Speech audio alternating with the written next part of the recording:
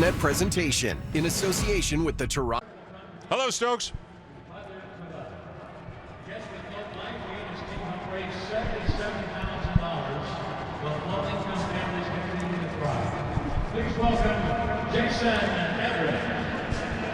So just on camera when I do Varsho and Wagner.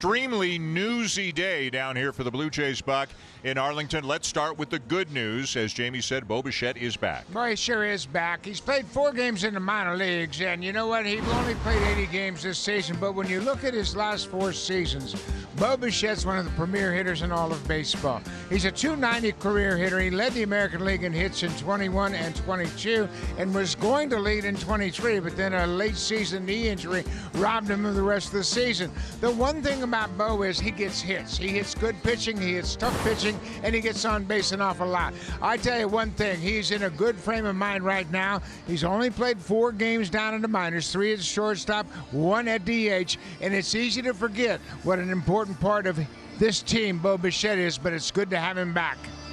Speaking of important parts of the team, some bad news. Dalton Varsho is going to undergo rotator cuff surgery. The date has not yet been chosen.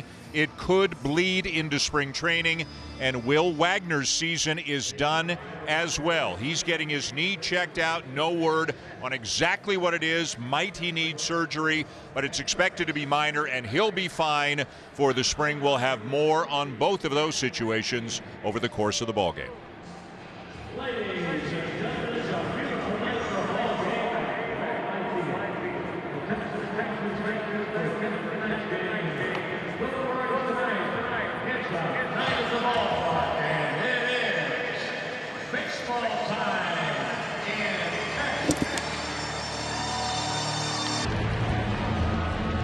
In Texas yesterday, the Blue Jays are ready to get back at it with the Texas Rangers here, a 3-game series.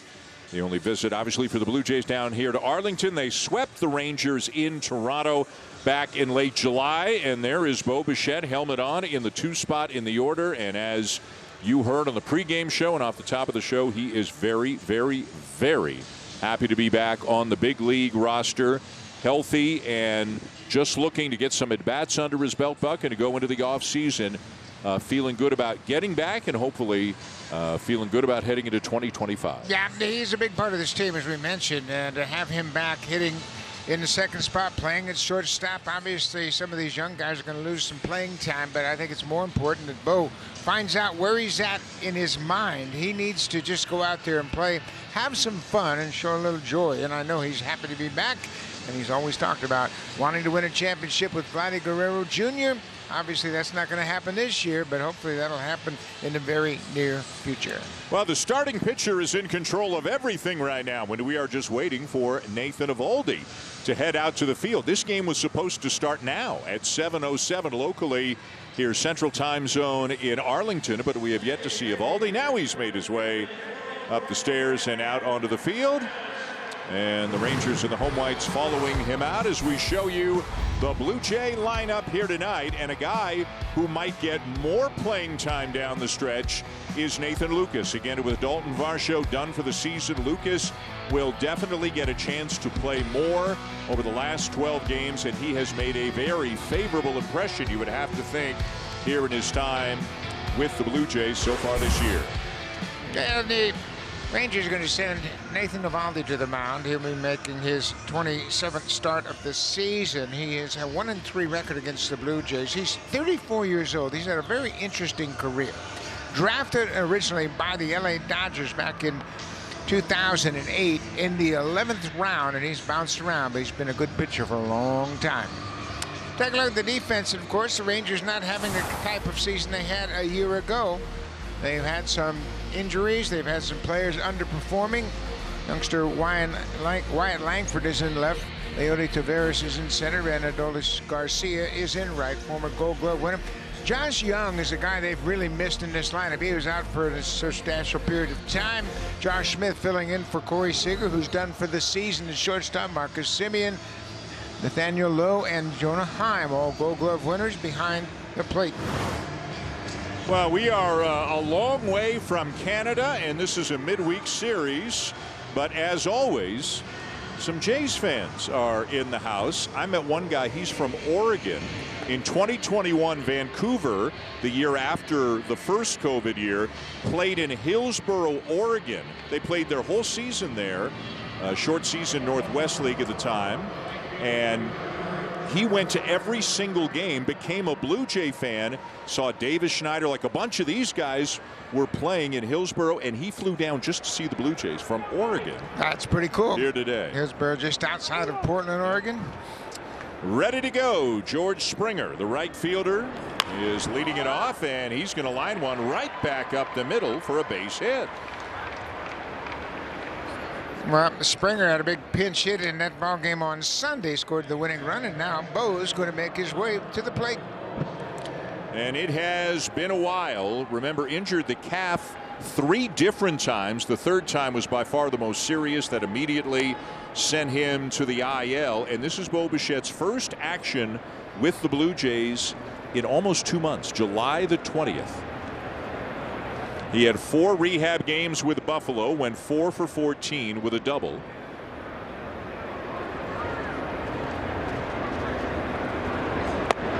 And he'll take one just up and in for ball 1.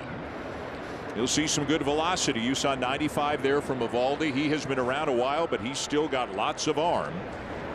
Lots of different pitches, and he throws a lot of strikes. Fastballs and splitters predominantly, but he has that good fastball upstairs. That is in there, and it's 1-1.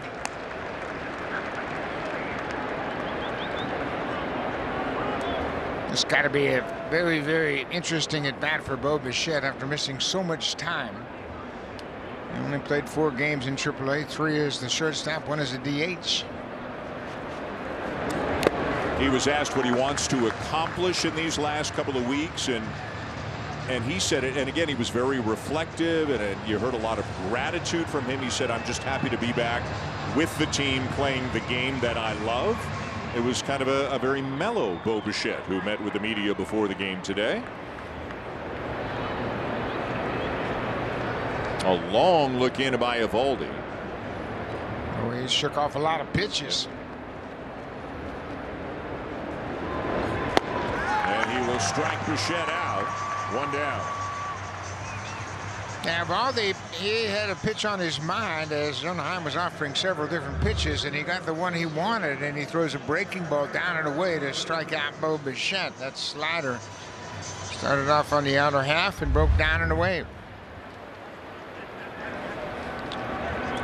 So 1 down, and now Vladimir Guerrero Jr. Vladdy is 7 for 20 with a home run in his career against Eovaldi, and he's going to fight one off into right field, and that's going to drop. Springer thought about third, but does a 180 and heads back to second. So first and second, 1 out. Yeah, a couple of first pitch base hits for the Blue Jays early in this inning. Springer had a base hit on the first pitch, as does Vladdy Guerrero Jr. That one was inside, but he stays inside. The ball gets enough of it to line it into right field in front of Garcia. So the Blue Jays threatening here in the top of the first. The batter is Spencer Horwitz, hitting cleanup again. Horwitz is DHing. And he swings over the top of a splitter. It's 0-1. Yeah, you got a sense that the Blue Jays have a report on Eovaldi, the fact he likes to throw a lot of first pitch strikes. We've seen 3 swings on the first pitch of this inning already. I looked at Horwitz's numbers against righties this year. He has not hit lefties much at the big league level this year, but against righties, and he doesn't have enough at bats to qualify, but if he did, his OPS would put him right between Bryce Harper and Freddie Freeman. OPS against righties on the season. He would be in the top 15 in the major leagues. Yeah, he's done a good job. He's got a good idea at the plate. We talk about the quality of the bats he has day in and day out. And you see he asks for time, continuing to clear his mind and make his mind up as to what he wants to do. In this at bat with 2 strikes, he's been tough. He's hit a lot better than the major league average with 2 strikes. And you can see there the difference between how well he has handled righties versus lefties. Takes the fastball up, and it's 2-2.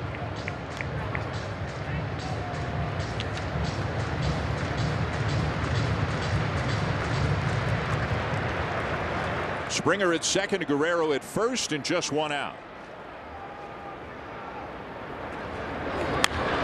And this ball is hit in the air and hit well to left center field, but it's going to be caught just shy of the track by Langford.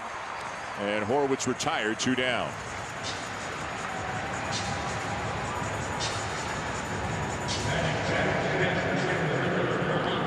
So now Alejandro Kirk will be the batter, hitting .246 on the season.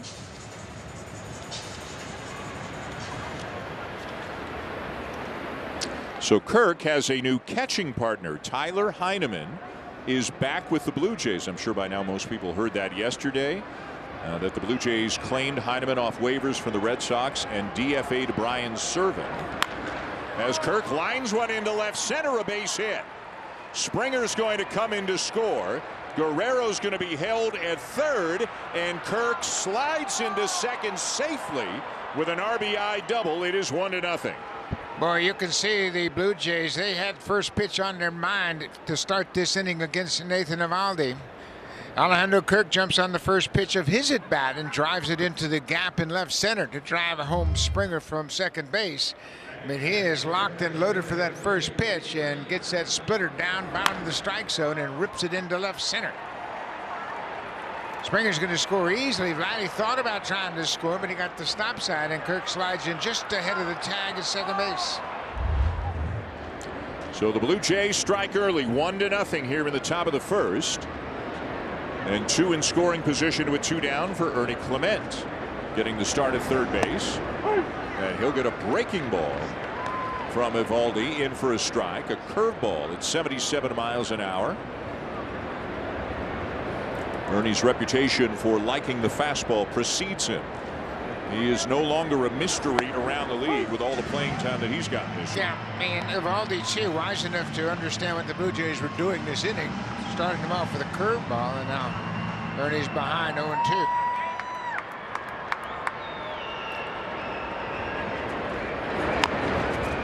This is chopped up the third baseline. It's going to be trouble. Clement is going to beat it out, and a run will come in to score. Guerrero is in. Kirk to third. It's an RBI single for Clement, and it is 2-0. Well, it's not always how hard you hit him, it's where you hit him, and Ernie does a good job of getting out of the box. He always runs well. Vladdy comes in from third to score the second run of the inning. And this ball's a little tapper with 2 strikes. He just puts the bat on the ball, and the third baseman, Josh Young, is not going to have a play. So it's a base hit and an RBI for Ernie Clement. He's got 48 ribbies now. He's had a terrific season. Jonah Heim to the mound for a conversation with Nate Eovaldi. The batter is going to be Nathan Lucas. And Lucas at the plate and Heim the catcher. You can see them smiling. They were roommates in the minors several years ago in the Rays organization. Not only teammates, they were roommates. Lucas rips it foul. Another first pitch swing. Yep. I mean, they had a good game plan against Eovaldi starting this inning, and they've cashed in. The other roster move, by the way, is Stuart Baroa is on his way back to rejoining the Blue Jays. They'll get another outfielder on the roster with Varsho done for the season. So Lucas can play center. Joey Loperfido, who's getting closer to 100%, but he's missed the last couple of games with a hip issue. He can play center, and Stuart Baroa can play center. Baroa was not in the ballpark as of a couple of hours ago. He is en route. Don't know. He might be here by now. Again, it was a very busy, newsy day as Lucas lifts one in the air down the right field line, but it's going to hook foul. Now, this time of the year, you don't expect to have so many roster moves and transactions as the Blue Jays had today, but a couple of them were injury related, and you can never control that. We knew Bo was coming back today, and we probably assumed that it might have been Luis De Los Santos who went down, but that's not been the case. All kinds of other things going on. Way inside at 94. It almost hit him. At the beginning of his tenure with the Blue Jays this year, Lucas was playing just the corners, but they've wanted to get a look at him in center, and now it looks like he'll get more of a look in center as Chris Bassett doing a little pacing, waiting for his opportunity. Well, he will continue to pace as long as the Blue Jays put up runs. He's not going to complain about that. Nope. Go ahead, boys. Just finish it up. A couple more wouldn't be bad. Well, he found the nail clipper, so took care of that. There goes Clement. And it's fouled back. That's interesting because it's not like you can steal a run. Kirk's not going to come home from third. So the Rangers, and it looked like they were going to throw through on that play, but Ernie thought he could steal the base. Well, Evaldi's very deliberate to the plate. They have not caught a base stealer this season with Evaldi on the mound. And as a group, Bruce Bochy's team has the worst caught stealing percentage in baseball. He talked about it Sunday and actually hung most of it on the pitchers. Said it's not really the catcher's fault. The pitchers have to do a better job. Now, Jonah Heim, their regular catcher, has caught just 14 of 107 base stealers. That's 13%. But Bochy, he's a former catcher. He understands you got to have some help. And now Clement will be on the move with 2 down and a full count. But first, a step off by Evaldi. Second disengagement.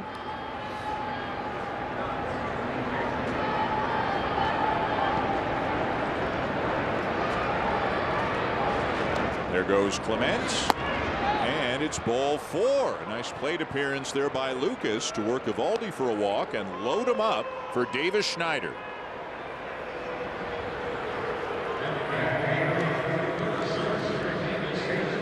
Who has homered in each of his last 2 games. 5 for 7 with a couple of homers. I asked him before the game, give it to me in one sentence. What's better? He said, I'm only swinging at the pitches I can do damage with. I'm getting back to being myself. Laying off the ones I don't think I can hit hard. Right over the outside edge for a strike. Yeah, that's one you can't hit hard. That hard fastball on the outside corner. He has RBIs in his last 4 games, including that home run streak of 2 in a row. Fouls this one back and quickly 0-2. Well, it had been a while, but boy, when Davis Schneider steps on the gas, he goes from 0 to 60 in a hurry, doesn't he? He had a real rough stretch over his previous 55 games. Just 2 homers and 4 ribbies, and he's turned it around.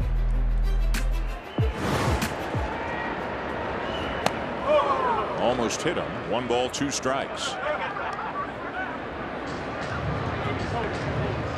Evaldi, who again is always around the plate, he's thrown 25 pitches here in the first inning. He has walked a batter. The Blue Jays have a couple, and Schneider trying to make it a truly big inning.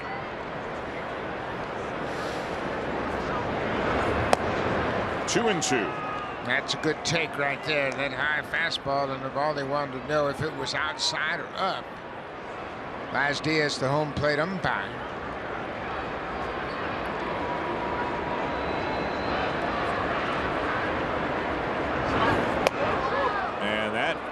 Got away. Fortunately, a curveball that slipped out of the hand of Evaldi, and that gave Schneider enough time to duck down and not be hit by it.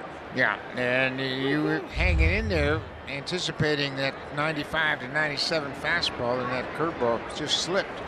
All the runners on the move, and a swing and a miss as Evaldi gets Schneider. The Blue Jays are retired, but they do get 2 in the top of the first.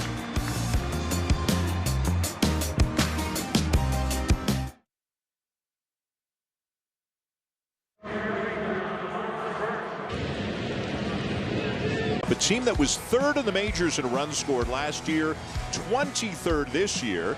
Marcus Semien having a good year, but not a typical Marcus Semien kind of season. Hot lately, though, as you can see, almost to a man. Their key players have numbers far below what they did last year when, of course, they won the World Series. Chris Bassitt is on the mound for the Blue Jays. Yeah, for his career, this will be his 12th career start, his 16th appearance against the Texas Rangers. He's 5-3 against the Rangers this season. This will be his 30th start of the year.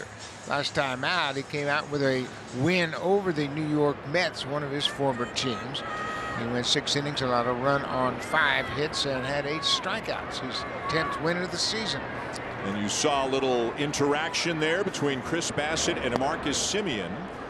They were both drafted by the Chicago White Sox in the same year, 2011.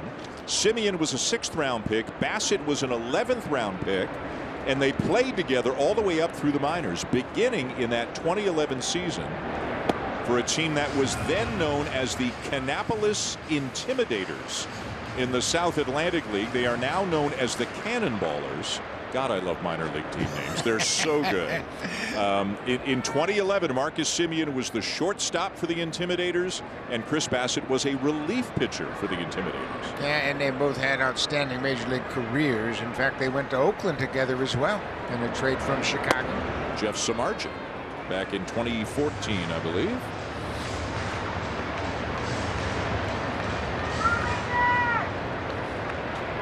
'30th start of the year for Chris Bassitt. Breaking ball fouled back, 2-2. Yeah, he left that one up a little bit too high, and Marcus Semien was able to get to it. Bassitt has held Semien to a 1-for-9 when they go head-to-head. And as Dan mentioned, Marcus comes in batting .237, much lower than what we're used to. And right at the top of the zone for strike 3 call. I was talking to Bruce Bochy before this game, and I said, Bruce, have you ever seen so many called third strikes? He said, I think people are overloaded with information, and instead of thinking about a 2-strike approach, if they don't get the pitch that they were told they were going to give with 2 strikes, they don't swing the bat. He said, I told our hitting instructors mid-season, he said, I want to see some 2-strike approaches. Slow curveball, big swing and a miss by Josh Smith on the first pitch that he sees. Early on in the year, after Josh Young suffered a broken wrist getting hit by a pitch, Smith played a ton of third base for the Rangers. Now, with Corey Seager out for the balance of the season after a sports hernia, Smith has switched to shortstop. Wherever he's been, and he is far from the biggest name on this team, but he's been a very important player for them, albeit in a very disappointing year as a team. They are not going to the postseason, but he has kind of proven himself to be a legitimate quality big league player this year. Yeah, man, you know what? He's taken advantage of his opportunity and done the most. He's got some home runs. He's really kind of done a nice job. 12 homers, 56 RBIs. He's played a lot more than I think the Rangers even expected. Kind of the story of their season, a combination of injuries and underperformance, and I guess every team that has a disappointing year can say the same thing. I think the Blue Jays could say that to a certain extent. The Rangers have had more injuries than the Blue Jays have had this year. And certainly offensively, they have had a lot of players underachieving, just way down from their career norms. Smith not among them. This is in the air to shallow left field. Davis Schneider is in to make the catch. 2 down. Well, a strikeout and a pop-up are a good start for Chris Bassitt. Let's take a look at the defense, the way it's lined up tonight. Davis Schneider's in left. He's made 70 starts in left field. Now Nathan Lucas in center. George Springer's in right. He's had a good year defensively in the outfield. Clement, Bo Bichette back at shortstop. Leo Jimenez playing at second. Vladdy's at first, and Alejandro Kirk his 82nd start behind the plate.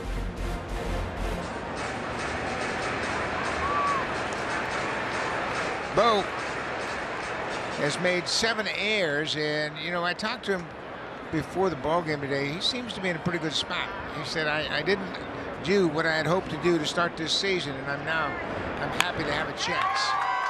Wyatt Langford hits one to deep left center, and it's going to skip off the warning track and up over the wall. As Langford, a very talented rookie for the Rangers, doubles. Yeah, Langford was playing in college last year at the University of Florida, and they kind of gave him an opportunity. He had a great spring, made the most of it. Boy, he sits back on that slow curveball, and it was a pretty good one in a good spot, but he was able to drive it into the bullpen in left center. For Langford, that's his 24th double of the season. Just 22 years of age. He's having a very big September, finishing strong. He has been one of the positives in this year for the Rangers. Here's one of the guys who is, we mentioned a number of them have this. The numbers are down. Adolis Garcia, his numbers are way down this year. 39 home runs last year, 22 this year. His OPS is down 173 points from a year ago. Takes one in there just above the knees, 1-1. Yeah, when you look at Garcia, he's down 88 points in his OPS. Simeon's down 26 points, and it's just a big drop off offensively from some of their key producers. Waves at that sweeper, wasn't close to it. It's 1-2. A number of Rangers have had virtually no success against Bassett. Garcia is among them. He is 0 for 13 lifetime against Chris Bassett.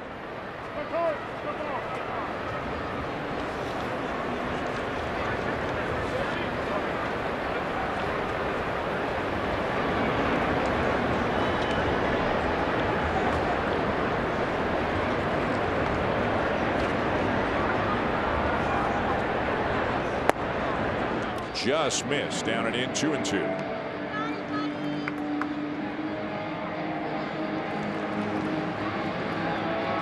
Next to last start of the season for Chris Bassett. Everybody's going to get 2 more. There are 12 games left in the season. Blue Jays might do a bullpen game or something like that on Sunday. And didn't get the call there. Kirk thought they had him, but Laz Diaz didn't agree, and it's his opinion that matters. Yeah, Bassett thought he caught the outside corner with that pitch.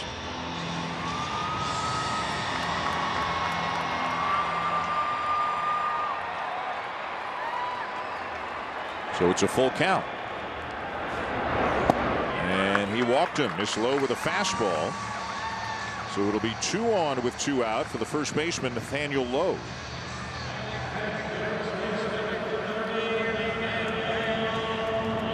A former Ray and the big brother of current Ray, Josh Lowe. Not to be confused with Brandon Lau. And it is confusing. I remember this goes back like 4 years when Nathaniel came up and Brandon Lau was there and we were, oh, okay. And then somebody said, oh, and there's another one coming. He's in the minors. This is before Josh got to the big leagues. It's all been sorted out.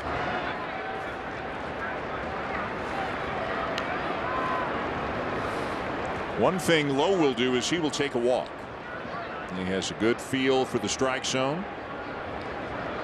64 walks so far this season for Lowe. So Bassett's going to have to come get him, and right now Kirk is going to go out to the mound for a chat with Bassett. Yeah, the last thing you want to do is get the Rangers right back into this game after you got 2 runs in the top half of the inning. Yeah, you mentioned it. There are not many guys in this lineup, especially the big power bats, that have done much against Chris Bassett. Nathaniel Lowe is 0 for 13.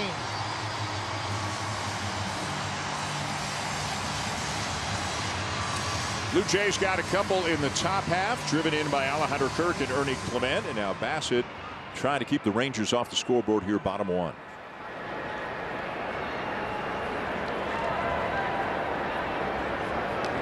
Three and 0. So far it's 50-50 in his ability to throw balls and strikes. He's trying to get into the rhythm of the game and find that release point. Right on the inside corner at the knees, 3-1.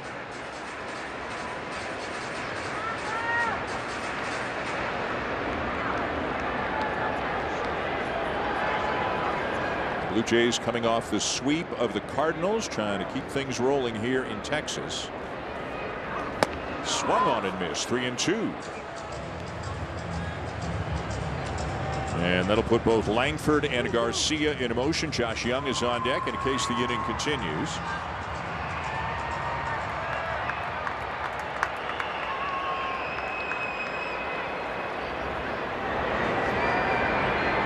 There they go. And it's lined to center. Lucas going back, and he'll make the catch.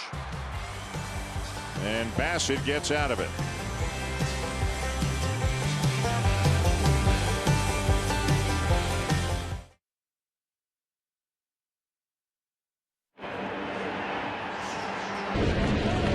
Visit to orthopedic surgeon Dr. Keith Meister yesterday here in Texas, and after consulting with team doctors, it was determined that he would undergo rotator cuff surgery on his right shoulder, effectively ending his 2024 campaign.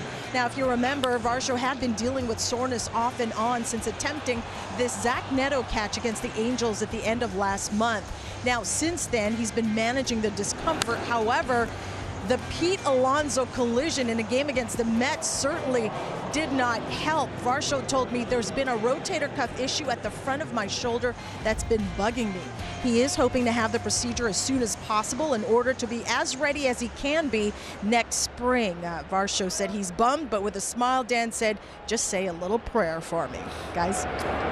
Hazel, thank you. Obviously, a big loss over the last couple of weeks, but the standings are what they are. I think the bigger concern going forward right now is 2025, and John Schneider was asked specifically about that and used the phrase, it has a chance to bleed into the spring. He didn't say the season, but the spring. So obviously it depends on when the surgery is done. The sooner the better, one would think.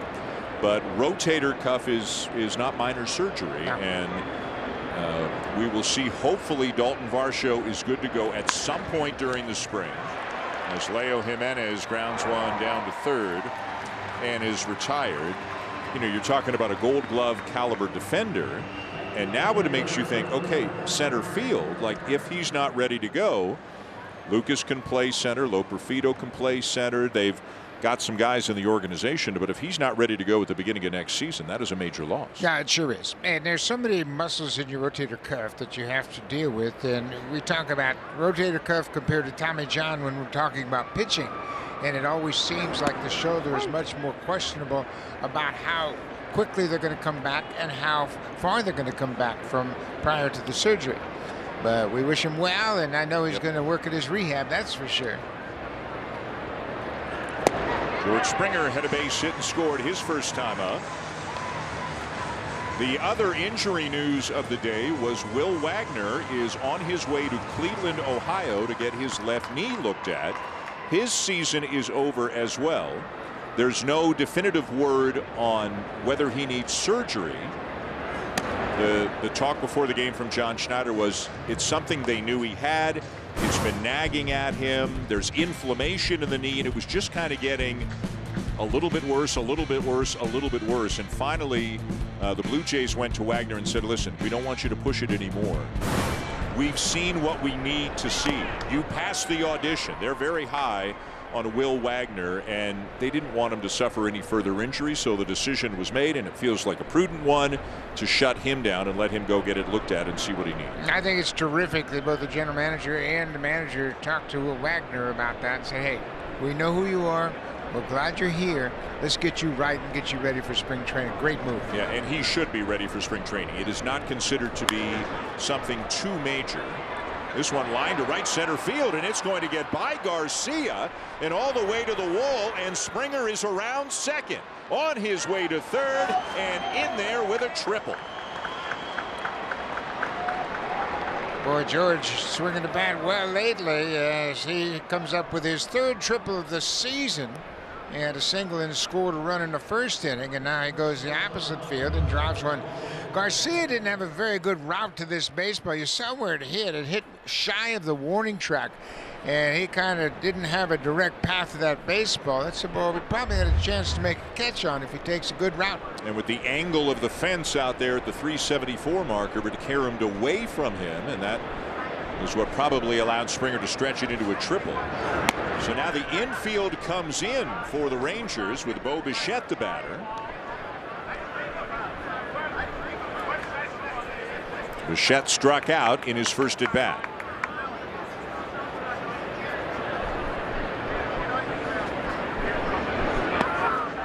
2 balls, no strikes. Now, this is a good test for Bo right off the chute with a runner at third base, less than 2 outs. He's got to think about getting the ball up in his zone, hitting something to the outfield, and cash in Springer from third.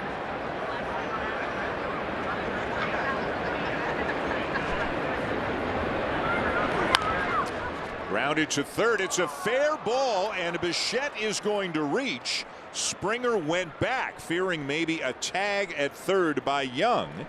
But it should go as a base hit, I would think, for Bichette, and it is, and it's runners on the corner. Yeah, Young probably got distracted by the base runner Springer as George went back toward third base, and Young was going to the foul line.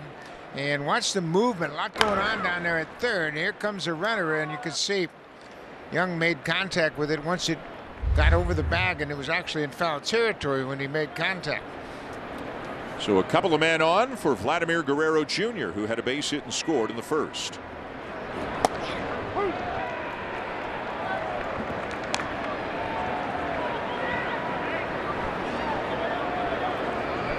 Guerrero at .320 on the season, 28 homers, and closing in on 100 RBIs. He's got 96.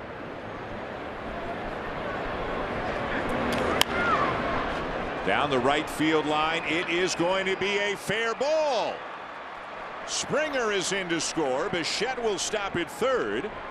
It's a double and RBI number 97 for Guerrero to make it 3-0. Boy, he's having good at bats, and time again he just stays inside the ball. He got base hit into right field his first time up. Hits this double down into the corner and cashes in Springer. Bo goes first to third pretty easily. And that pitch was away. Look how he stays on that ball. It's away from him, not trying to pull it, not trying to hit it so hard, and keeps it fair down the right field corner. So George has got 2. Riley's got 2 already. Mike Maddox, pitching coach, is out talking to Eovaldi. Blue Jays have jumped on him quickly here. Buck, that is the 42nd double of the year for Vladimir Guerrero Jr. Yeah, he's closing in on the league leaders for sure.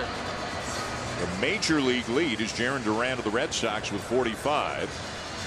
And you know what? I think Bo's back to be with Vlad, too. Back to giggling with his buddy a little bit. This is what we used to do in the minors. Yeah. And we did it in the big leagues, too. Yeah. Infield still in for Hurwitz. He'll hit a fly ball to deep left center his first time up. 3 runs on 7 hits already for the Blue Jays, and there's just 1 out here in the second. 12 batters have come up. 7 of them have hits. And not close again, and it is 2-0 on Horwitz.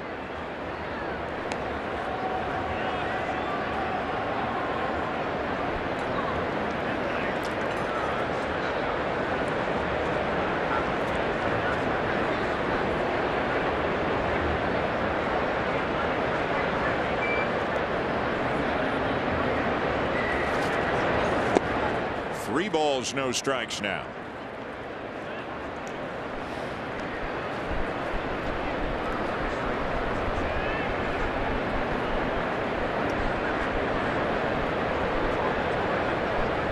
Horwitz with the highest walk rate on the team, 11% of his plate appearances. And he'll take one, and that at 3-0, that's a good take where that pitch was, and it looked like he was taken all the way anyways, but 3-1.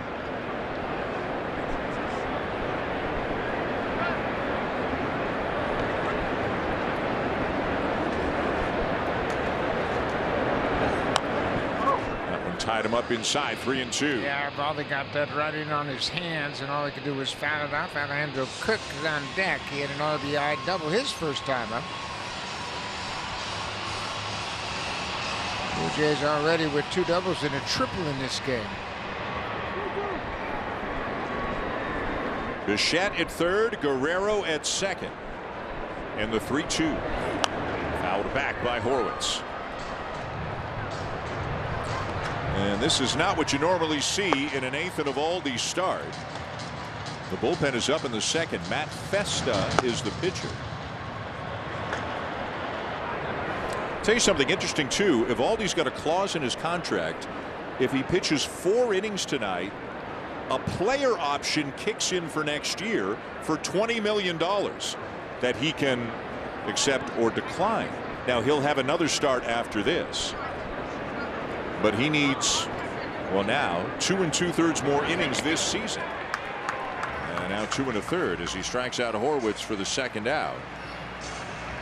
And he's going to be fine either way, but he obviously knows that as he takes the mound tonight. Well, he battled back from 3-0 to get Horwitz. Yeah, he sure did. He did a good job. Made a couple of real good pitches. The second strike was right inside on the corner. So 2 down. Here's Kirk. As Buck mentioned, the RBI double in his first at bat. And he's up there swinging again. Yeah, Evaldi is one of the best at throwing first pitch strikes, whether it's with his fastball, splitter, or a breaking ball. The Blue Jays have jumped on that tonight.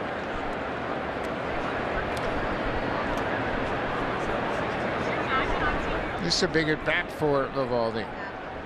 With runners at second and third, 3 runs in already, and the bullpen up. The Blue Jays are already 4 for 7 with runners in scoring position so far in this game.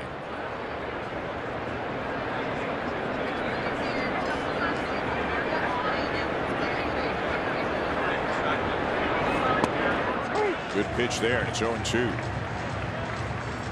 Well located slider.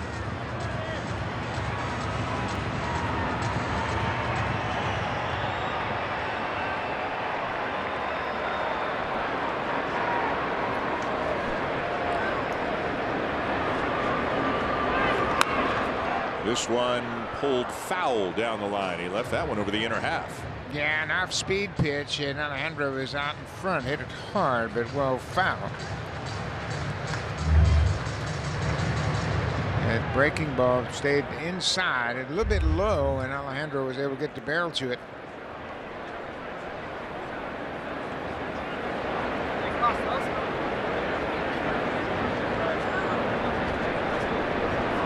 Oh, 2 again. And he got him to chase.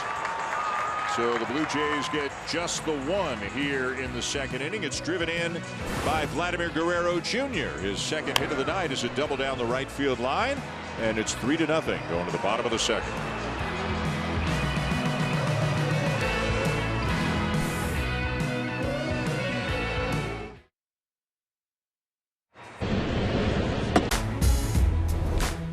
Download the Bet365 app and see why. It's never ordinary at Bet365. Back here in Arlington inside Globe Life Field. Dan Schulman, Buck Martinez, Hazel May. This is the 5th year of this ballpark. It opened belatedly in 2020, the COVID year, so it didn't open until July. And people may remember the World Series was held in this ballpark, as was the National League Championship Series. The ALCS was in San Diego. They didn't want the impression of home field advantage or anything like that. So there were multiple playoff rounds here in this ballpark in 2020. The quote old park, which at the time was known as Globe Life Park, was only a 26-year-old ballpark when they built this new one right next door. There's a ground ball to third. Clement ranging to his left, dug out by Guerrero to retire Josh Young. Yeah, the old ballpark, I liked it a lot. I thought it was a beautiful ballpark. It had a lot of character in it. It had a grass knoll out in center field. Yeah. They had grandstands in the right with an overhanging roof. There was a lot of character in that ballpark. Now it's called Choctaw. You can still see it out there, and there are other events. I think the UFL is out there, and there are other things that go on. Play high school football there, Yeah. which is huge down here in Texas. Jonah Heim takes low ball 1.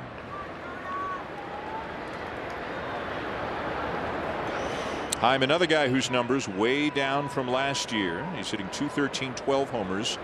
He hit 18 homers, drove in 95 runs last year. The Rangers had an interesting season. They barely got into the playoffs.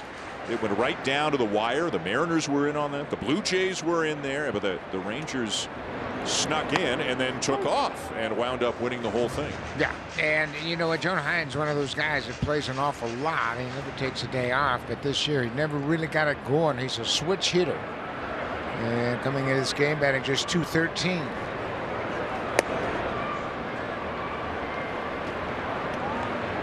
And Bruce Bochy said before the game, if our guys just had a normal season offensively, things would have been much better. But so many guys really underperformed.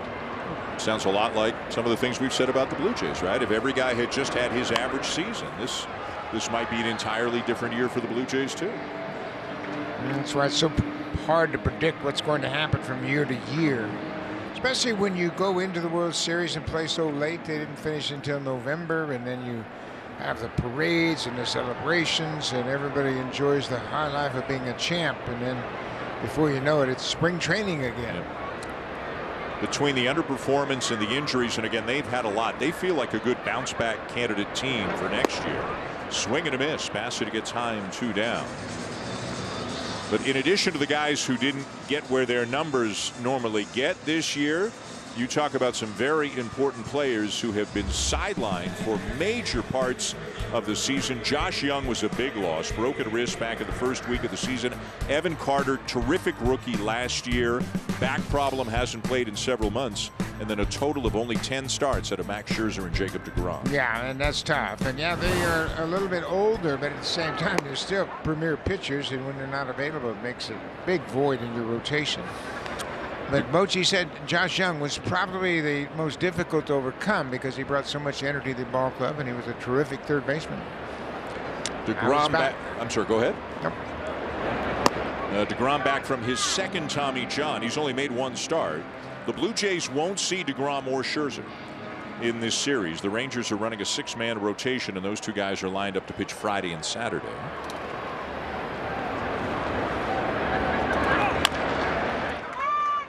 This is backhanded out at second by Jimenez, and another dig out of the dirt by Guerrero. We get the speedy Leody Taveras. Good play by Leo Jimenez. Ranging to his right up the middle, backhanded pick, skips it across to Vladdy, and it's 3 up, 3 down.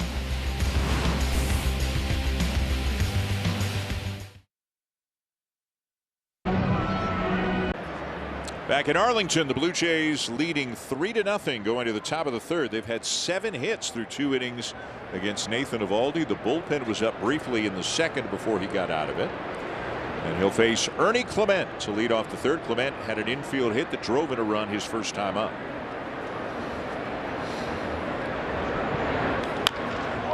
And now he turns on one, hits a fly ball to left, and right there is Wyatt Langford to make the play. 1 down.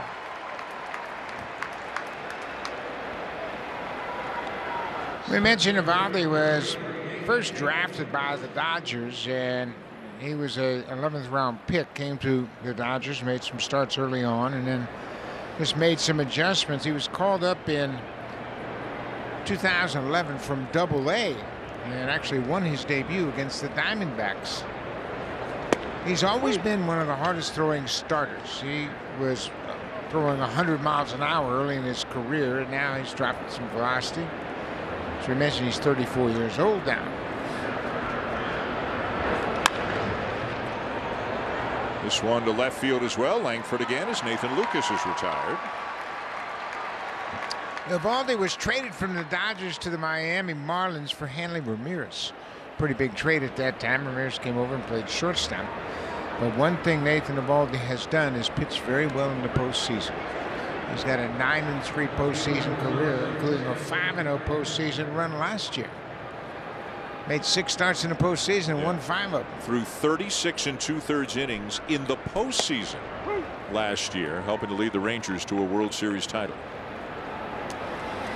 Davis Schneider, the batter, he struck out to end the top of the first, his first time up.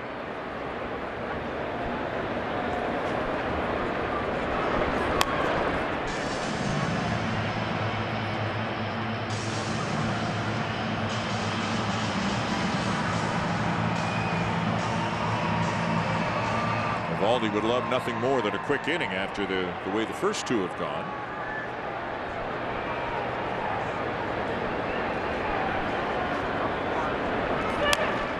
Out of Play still 0-2.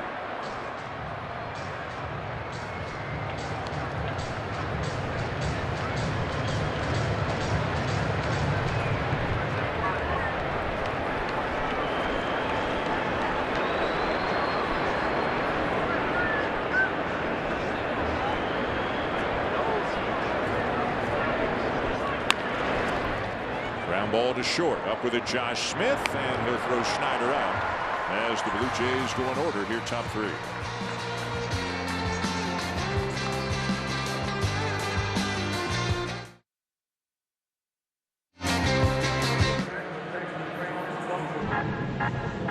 A field side corner club. Experience field level views with a private bar, open air patio, and unique food offerings directly connected to season ticket member seats. Visit BlueJays.com/fieldside corner club to learn more. Well, as the old saying goes, the best ability is availability, and Chris Bassitt certainly has been available in recent years. Well, he sure has, and you know, he's one of those guys, and he takes responsibility for keeping the bullpen fresh. And that's a starter's job, is to pitch deep into games and make sure you don't tax your bullpen. So when you do get into the postseason, you'll have a fresh and effective bullpen for those October games. He hasn't had the type of season that he wanted, obviously, and overall, lately, this starting staff has been terrific. Going back to the 1st of August, they've done a great job holding down the opponents. Good ERA during that stretch. Yeah, they've got an ERA exactly at 3 since the 1st of August, the starters, and that is tied for the best in the major leagues, which I think is something that might surprise a lot of people. They are tied with the Houston Astros for the best ERA as a group among starters. Yusei Kikuchi has certainly held up his end of the bargain with the Astros, and as we've said a few times, it's got a trade that has a chance to really benefit both teams. Yeah, and that's what you want when you make a trade, because then you're anxious to go back to that same team. So you know what, we did it last time, let's do it again. Justin Foscue, the DH, lifts a high fly to shallow left, and Schneider will make the catch.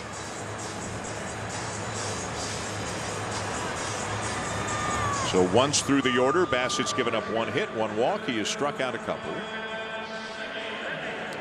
And here's Marcus Semien.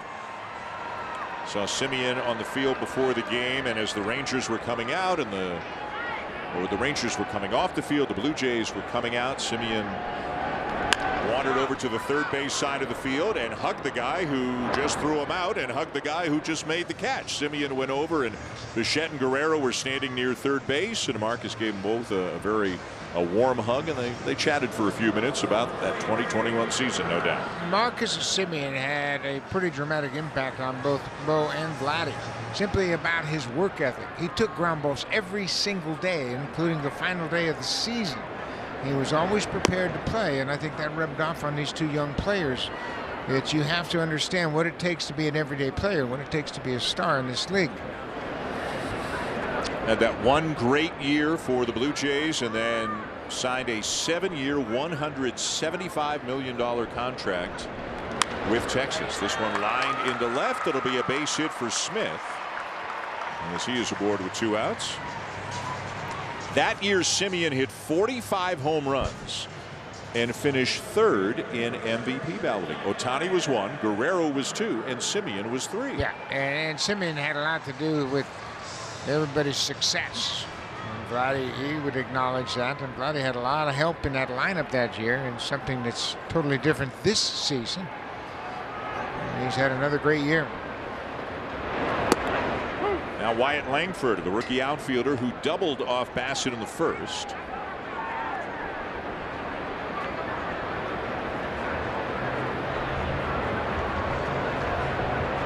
Yeah, Langford had a first pitch curveball, and it was a pretty good curveball. It wasn't a hanger by any means. It was right at the bottom of the strike zone, but he timed it up perfectly and hit it to the gap in left center. As you said, it didn't take him long to get to the majors. He was just drafted last year, the 4th pick in the draft by the Rangers last year. He's got some power. He's a good defender. He can really run. And yes, they've had a down year, but they're hitting him in the 3 spot, so it shows you what they think of. Runner is going. Throw down by Kirk. And out at second. As Jimenez puts the tag on Smith. And let's see if the Rangers want to have a look at this one, and they will. They are going to challenge it. Yeah, Alejandro Kirk has really improved his throwing, and the biggest thing about that last throw was he was very quick unloading, and then it was on the money.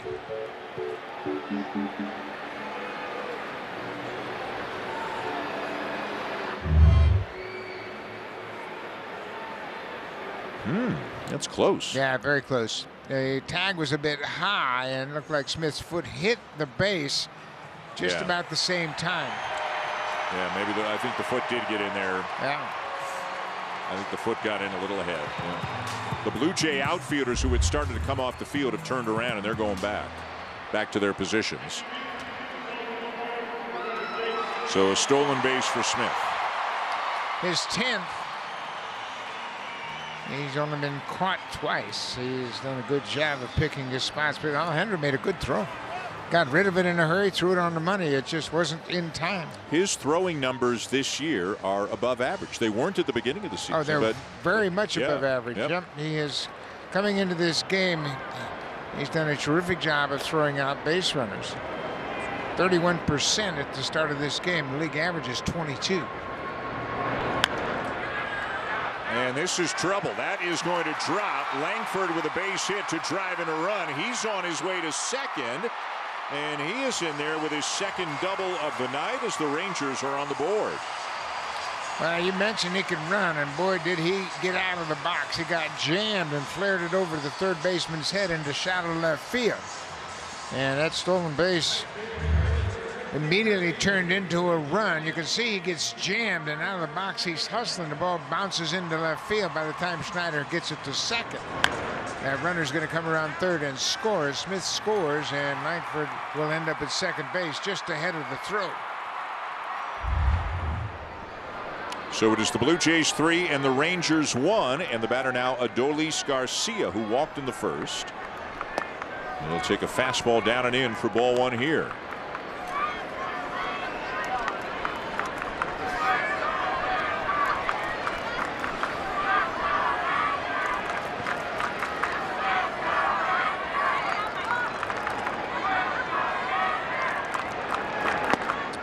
Garcia has already been a two-time All-Star with the Rangers, 2021 and then again last year in 2023. Got a few MVP votes last year with the kind of season he had. He had a big postseason too. Did a great job in the postseason.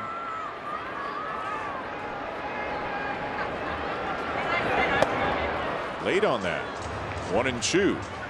And that's one thing Bruce Bochy was talking about. He says our hitters aren't looking for fastballs. He said they're not ready to hit the fastball. And even when we get into fastball counts 2-0, 3-1, he says I got to be alert in my dugout when those right-handed hitters are up because they're just not ready to hit the fastball.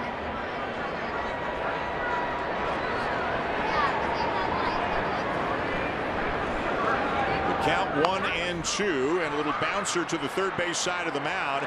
Bassett bare hands, and the high throw is off Guerrero's glove, and another run is in to score. Well, that's the first error that Bassett has committed this season. He took his time, he got into good position to throw, and then just threw high to first base. It went off Vladdy's glove. He barehands it and takes his time, and then just throws high. Vladdy can't make the catch, and the ball goes down the right field line.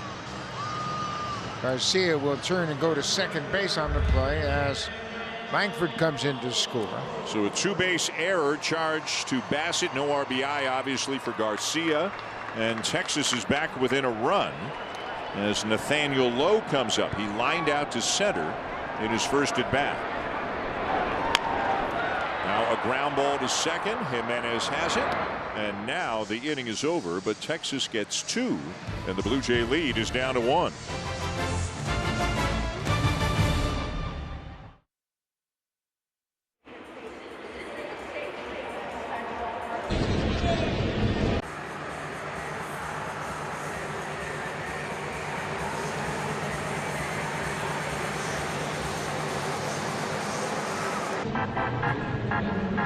Got some baseball coming up later on for you on Sportsnet 1. It'll be the Yankees in Seattle as they open up a 3-game series tonight. And the Mariners still kicking around in the wild card race. The Minnesota Twins, although they are leading tonight over Cleveland, the Twins have kind of let some teams back into the race. The Tigers have played exceptionally well in recent weeks. The Detroit Tigers are a game and a half out of a playoff spot. Seattle 2 back as the Twins try to hold those two teams off. I tell you one thing, Seattle is dangerous if they can get into the postseason because of their pitching.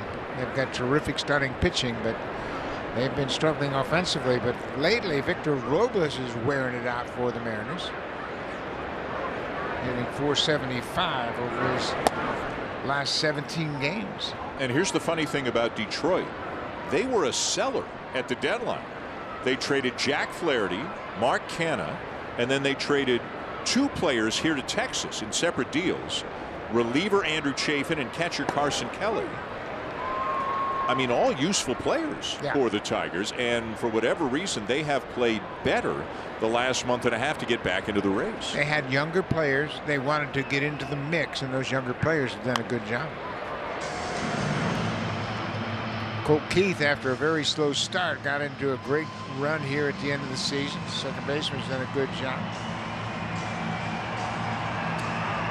Leo Jimenez has done a good job since he has come up. And again, Bo Bichette back, so Bo's obviously going to play a lot of shortstop.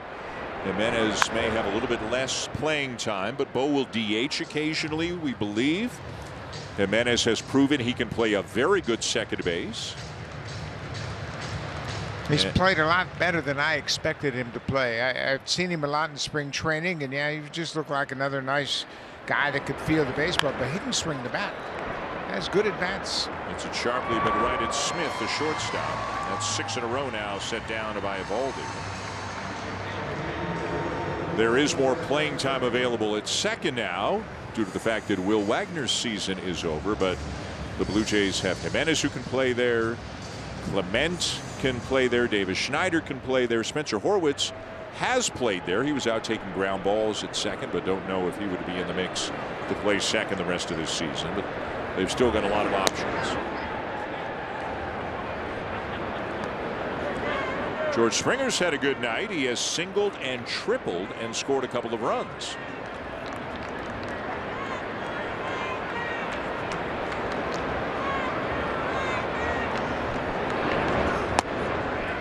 .95-mile-an-hour fastball by him, and it's 1-1. Yeah, Eovaldi has really kind of settled in here, as you mentioned. He's got a nice string of 6 in a row retired. The last base hit was an RBI double by Vladdy.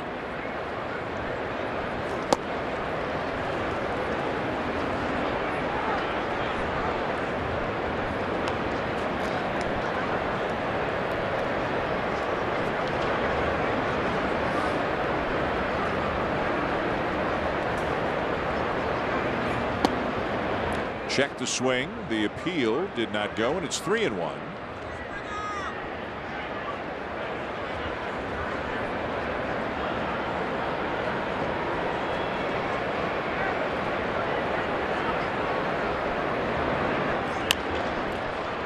In the air to center, not deep, and it will be caught as Leody Taveras charges in. 2 down.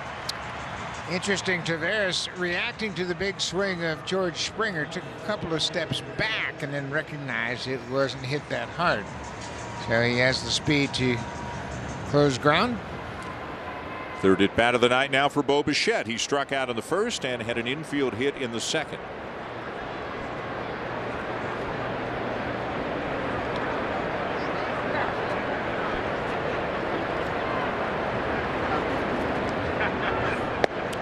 Bo talked about heading into the offseason after a year where he struggled and got hurt, and said, you know, you've always got to evaluate your winter plan, and you look back, and when things didn't go well, sure, you're going to change some things. And he didn't get into details. Those are his private, a private matter about how he's going to approach the offseason differently. But again, he's a very introspective guy. He's a very determined guy. And I'm sure he is going to come into the 2025 season, also the last year of his contract, if nothing happens this winter, he figures to come in about as motivated as any guy in the major leagues next year. Well, it's interesting, too. When you play every day like Bo has throughout his career, you never really have any time to take a step back and look at the big picture. And he had that time when he was away from the club. And he was rehabbing, but at the same time, he got a lot of downtime. And he talked about a lot of things that he thought about during that downtime. 3 up, 3 down at the top of the 4th.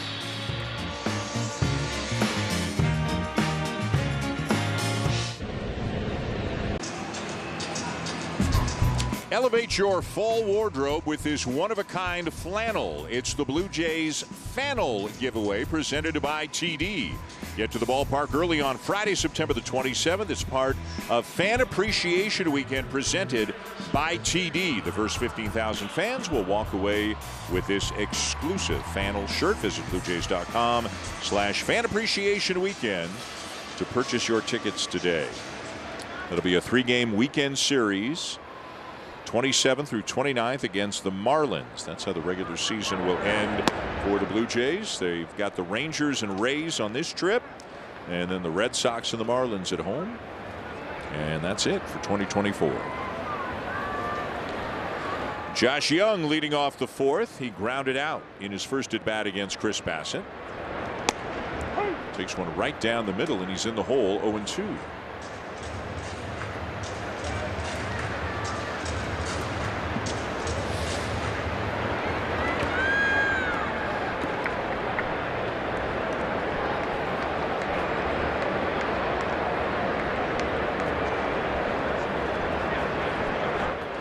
Chris Bassett, assuming he makes one more start, there's no reason to think he wouldn't, would wind up at 31 starts this year.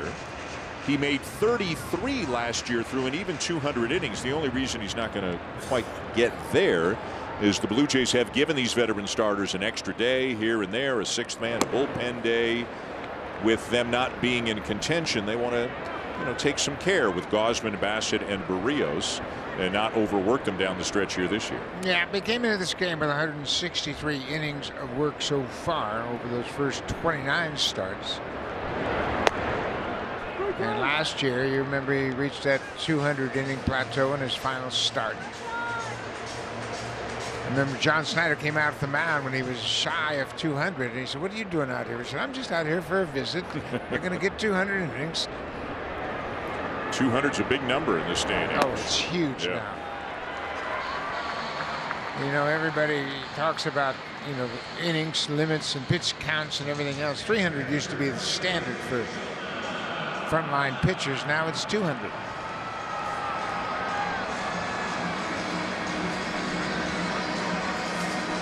Last year, he was one of just 5 pitchers in the major leagues to throw 200 innings. Logan Webb, Zach Gallen, Garrett Cole, Miles Michaelis, and Chris Bassett. Yeah, pitchers get a dramatic sense of pride when you talk about 200-inning pitch. I mean, it means you're taking the ball every day, you're pitching deep into the game, and you make all your starts. This year, there might be only 3 guys who wind up with 200 based on where they are now. Seth Lugo, Logan Webb again, and Logan Gilbert are the only 3 over 190 innings right now. Jose Barrios is 5th in the majors with 183 and a third. But to get to 200, that means he would have to throw 16 2/3 innings in his last 2 starts. That's a lot of work. You never know, but I don't think he would push himself, or they would push him just to get there, as nice a number as it is.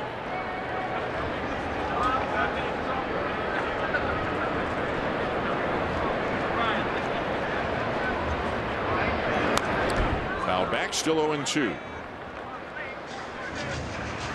Anaheim struck out against Bassett back in the 2nd inning. Bassett has just 2 strikeouts so far in this game.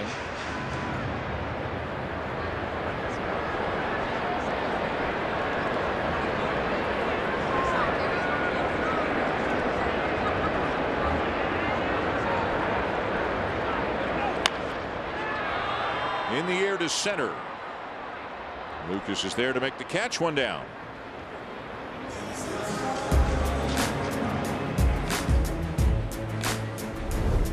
This season at Boston Pizza, you can Boston size your bud starting from just $1 more. That's what buds do. There are lots of good food offerings around this ballpark. I came here as a fan for a couple of games back. Oh, this was the old ballpark, but I'm sure the same stuff is here. I forget how new this ballpark is. But I was at the old ballpark as a fan, maybe 2016 or 17. There's lots to eat. They had those great big chili dogs that were like 2-pounders with a pound of chili and 2 pounds of hot dog. They called it something special. I'm looking it up right now. Yeah, I can't remember it was what like it's called. It cost you a boomstick. It was That's a what it's boomstick. called. That's right. Yep. It was big. Everything in Texas is big. Yeah.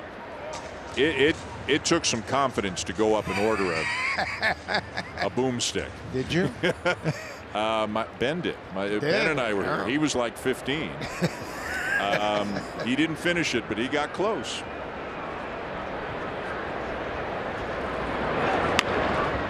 This is going to drop into left field. A base hit for Taveras.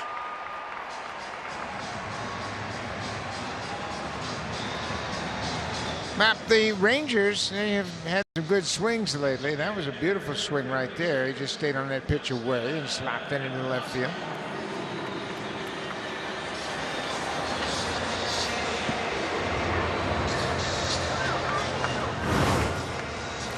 Here's what it is. It's a nice light meal. Good grief. That is a boomstick. Good grief. It is a big chili dog. And you got to top it off got to with have a some little cheese right? on it. Yeah. Nacho cheese. I did not order one.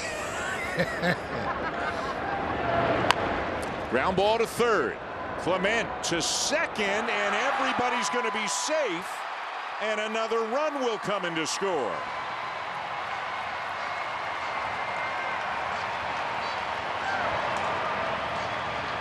Yeah, that was kind of an awkward position to throw from for Ernie Clement. He's a very accurate thrower, but that time he was a little bit in front of the baseline, kind of threw back across his body and handcuffed Jimenez at second. He's got to come and get this ball and then throws one back over his shoulder, and Leo Jimenez, stretching like a first baseman, has to kick off his glove over to shortstop, and a run comes in to score as Young has tied it up. What do you think is going through a third baseman's mind on that play? Because do I go to third, step on the bag? Do I go across the diamond? All three were in play, right? But the whole play only takes like 3/4 of a second. Yeah, lots of things going on right there. You know, you're close to the bag. You think, okay, I could step on the bag and throw to first. And Ernie just decided to go around the horn, and then you could see that Jimenez, once he saw the throw was offline, just stretched trying to get the force out, and it went off his glove.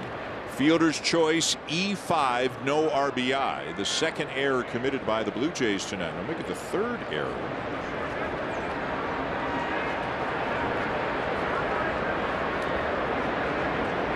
And it is a 3-3 game.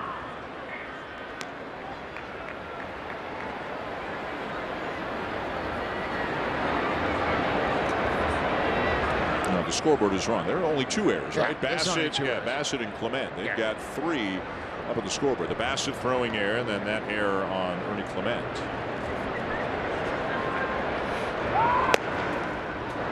Throw down to first, and back in safely on the play is Foscue. Yeah, they put that play on. Blotty and Kirk got their heads together, put that pickoff play on, but Foscue was heads up and got back in. Blotty's going to break when this pitch is up and away. That's the perfect pitch for that play, but Foscue got back.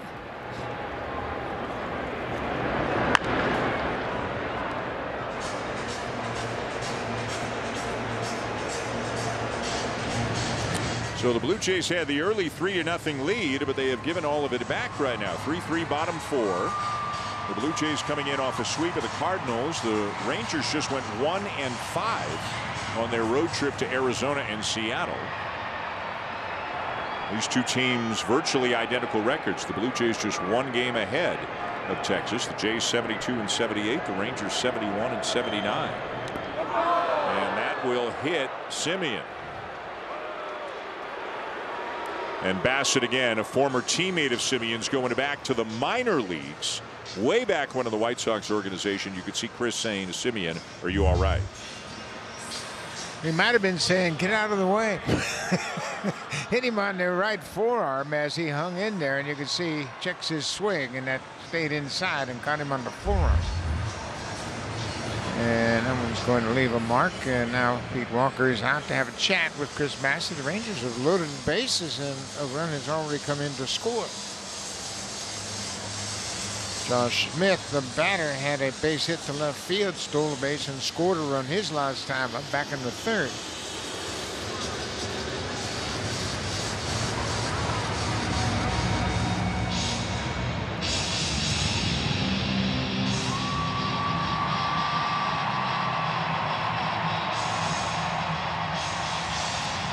The big scoreboard here, and I mean it's enormous, out above the right field bleachers, telling everybody here to get loud, and they get a little bit louder as Josh Smith comes up. He is 1 for 2.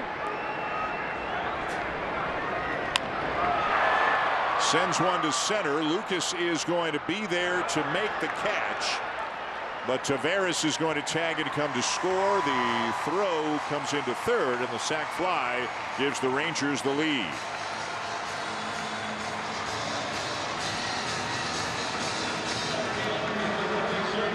Another good at bat for Josh Smith. He'll pick up an RBI. They'll give him 57 ribbies on the season. The Jays have had a couple of miscues, 2 errors so far. They've given up a stolen base and have contributed to this Ranger comeback here. And here's a guy who has been a tough customer for Bassett. Wyatt Langford, 2 for 2 with a couple of doubles. He has scored a run and driven in a run.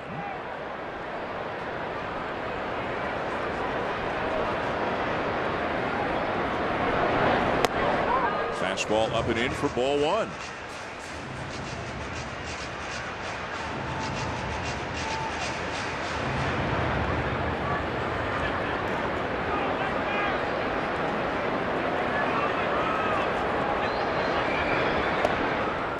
Sweeper down and away for ball 2.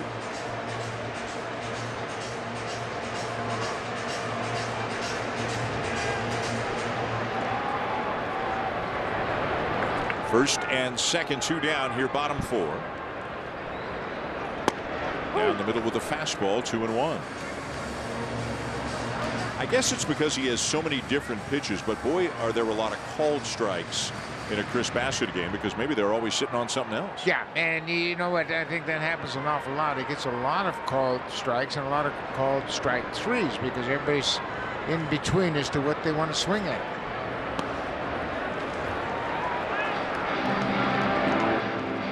Marcus Semien running at first base. He keeps keeping his eye on Vladdy Guerrero, very aware that Vladdy likes to put that pickoff play on. So he'll take his lead and he'll find out where Vladdy is and then peek over his shoulder right after the pitch is coming toward home. There he looks at him right there. There's ball 4, the second walk of the inning, and that one is going to load the bases for Adolis Garcia, and Pete Walker's on the phone. They're going to get somebody up.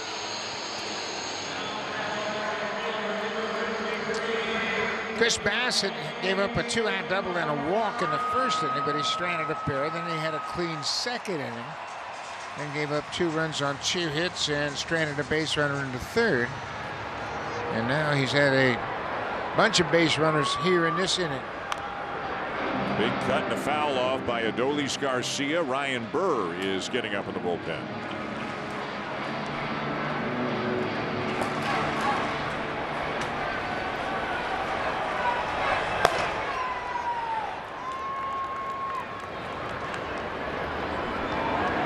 Garcia a walk, and he's reached on an error. That was the throwing error by Bassett on the ground ball. Well, Bassett's up to 75 pitches as the Rangers have done a pretty good job of working him over. Bassett has walked 3 and hit a batter. This guy's very streaky. When he's in a slump, he's in a slump, but when he's hot, he can hit with the best of them in stretches. Yeah, he is an exciting player. You know, he and Randy Arozarena played together in the Cardinals minor league system, and they have a lot of similarities. They're both from Cuba, and they were both minor league teammates. 1-2, that cutter away, and he didn't get much of that. But they both have a tendency to take wild swings, and then the next week you see them, they're on everything. Yeah. They get hot and cold very quickly.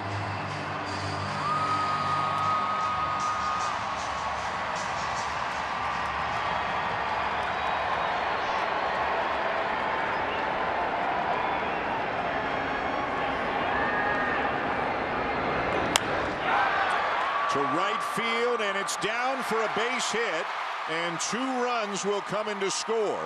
It is 6-3 Rangers.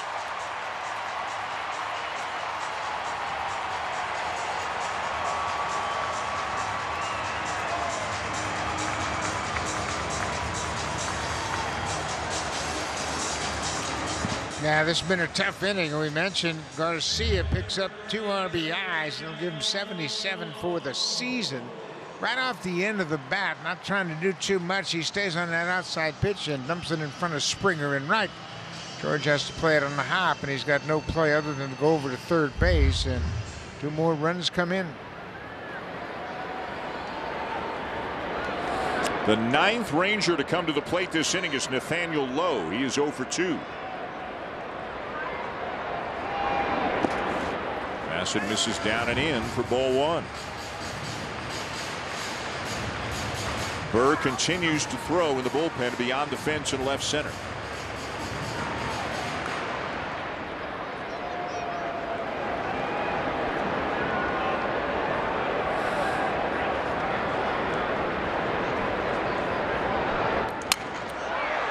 To center, Lucas coming on, and it's going to drop for a base hit. And it is 7-3.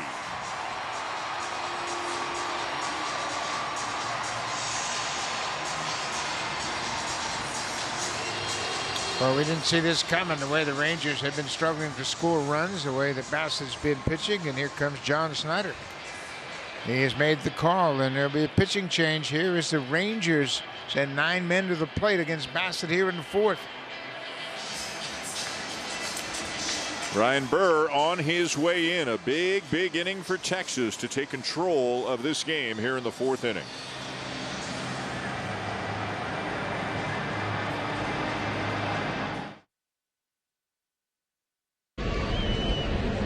So a night that began well ends not nearly as well, and a lot sooner than Chris Bassett would have liked, as he is out of this game after 3 2/3. Gave up some hits. There was an error by Ernie Clement, a couple of walks, a hit batter, and with Texas now leading 7-3, Ryan Burr is into the game. Ryan Burr has done a pretty good job for the Blue Jays. This will be his 29th appearance of the season. And he's having trouble with his pitch count. He stepped off the rubber. Now he seems to be set. The batter is Josh Young, up for the 2nd time this inning. He got it all started with a walk.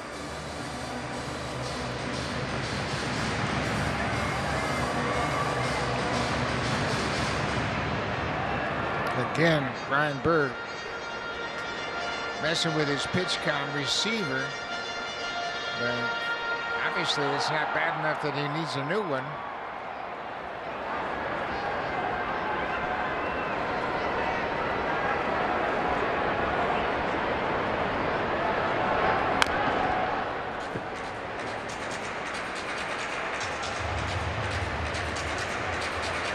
It's the first time Ryan has pitched against the Rangers this season. He has 1 appearance prior to this season, only pitched 1 inning against them, so not many guys have faced him. 0-2 slider taken down and away. He's got a great slider. He has one that goes straight down, looks like a forkball, and it just breaks right straight down, real tight spin, tough for hitters to pick up on it. He's been dealing with a bit of a hip issue. Remember a few games ago, Vladimir Guerrero Jr. noticed it and called time. Runner goes from first. It's a swing and a miss, and that'll end the inning. Burgess kind of dealing with it, managing it from now to the end of the season. Big inning for the Rangers. They score 5 here in the 4th.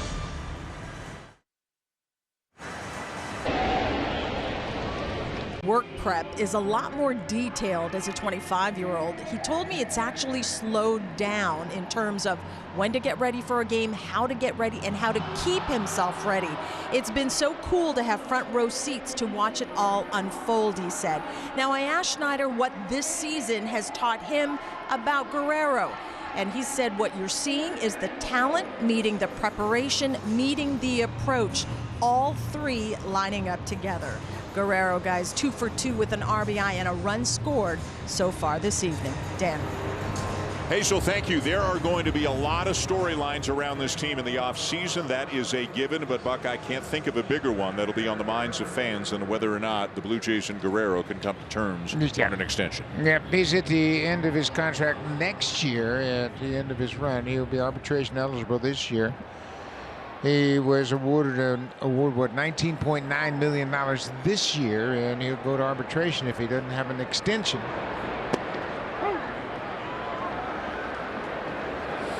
He's got a single and a double tonight.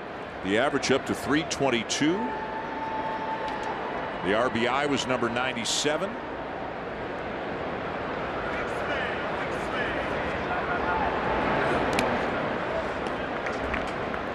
And Vladdy this season has had 17 3-hit games and 4 4-hit games, and he's already got 2 hits tonight.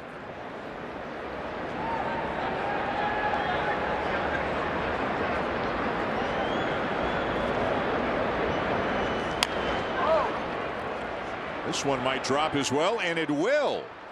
I mean, Vladdy has not hit a rocket yet in this game, but he is 3 for 3 already. It's his 18th 3-hit game, and they've all gone to right field. He's staying behind the ball, not trying to do too much. That was a pretty good pitch upstairs. He fights it off. And yeah, every hit that he's gotten isn't a screamer, and he'll take those 3 hits to start his game. He's 3 for 3. Yeah, he's hit some screamers that have found gloves in his time. So you're right. He will take those. Now, no apologies for soft singles. No.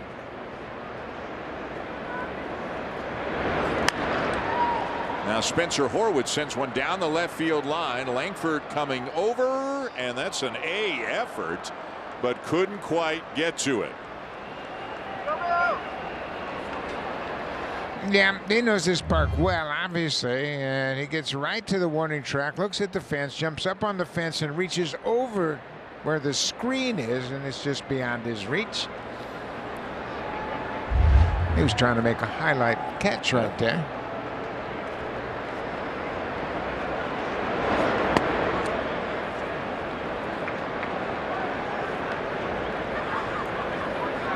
Spencer Horwitz has flied out and struck out in his 2 at-bats tonight. The Blue Jays are out hitting the Rangers 8-6, but trailing 7-3. There's another hit. This one into right center. Guerrero is around second and on his way into third. Glad he got a good read on that. He saw that the center fielder Taveras was going to have to run quite a way to get to it, and he took around to second base and headed into third easily. So Blue Jays putting a little pressure on Eovaldi here. Spencer Horwitz with his first hit of the ball game. Vladdy gets a good read on where that ball is going to end up and moves first to third easily. So runners on the corners, nobody out, and the batter is Alejandro Kirk, who had an RBI double in the first. He struck out in the second.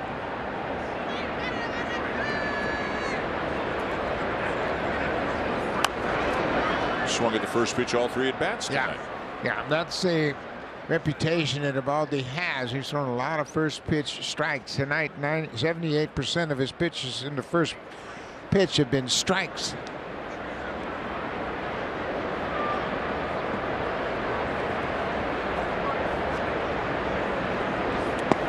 Well, we talked about Nathan Eovaldi and a clause in his contract, a 2-year deal with the Rangers, and if he threw 300 innings total in the 2 years, that generated a player option for $20 million for next year that he can accept or decline. If he declines, he becomes a free agent. When he got the last out in the top of the 4th, he triggered that clause. It kicked in. And he knows that, obviously. So when he walked off the field after the last inning, worst case scenario, he's going to make $20 million. He's going to make $20 million.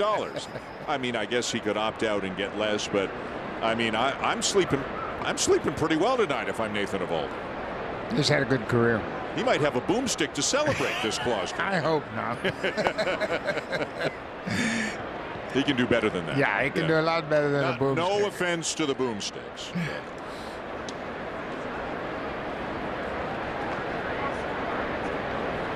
Bullpen is up. Matt Festa up for the second time.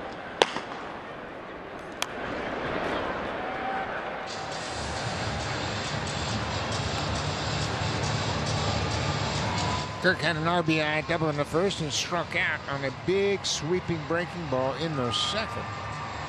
And Eovaldi got him to chase a pitch well out of the strike zone, down and away.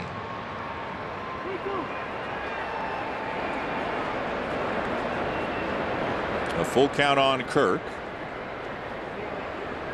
Long way to go, just top of the fifth, and the Blue Jays are swinging it well. It's really been the defense that has been an issue tonight, and then it kind of got away from Bassett in the fourth inning. But 6 of the 7 runs unearned tonight because of the errors on Bassett himself and then Ernie Clement.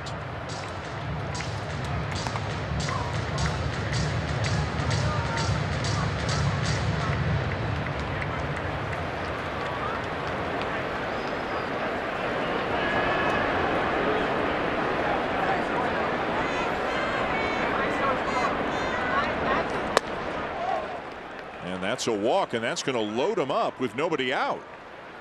Boy, that was a tough pitch to lay off of. Kirk's thinking about getting the ball up in the zone, and that was one he could drive the outfield, but he took it for a ball.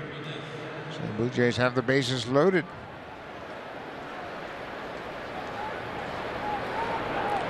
And nobody wants to help his team more in this ballpark right now than Ernie Clement. He has had a great defensive year, and it was not a routine play.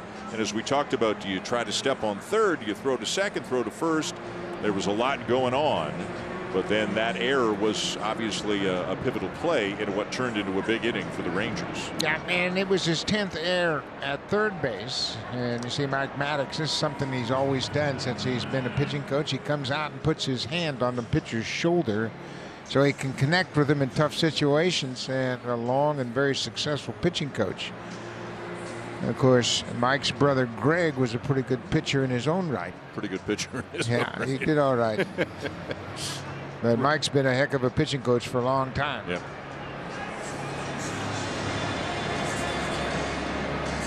Eovaldi is in a jam. Bullpen is ready if needed. And Ernie Clement, the batter, is 1 for 2. And an RBI single, an infield hit back in the first. Guerrero, Horwitz, and Kirk aboard. And a foul off, 0-1. Yeah, this is a great opportunity. One thing Ernie has to think about is don't try too hard. Don't try to make up for that error. Just have a good at bat. Get yourself a good pitch to hit.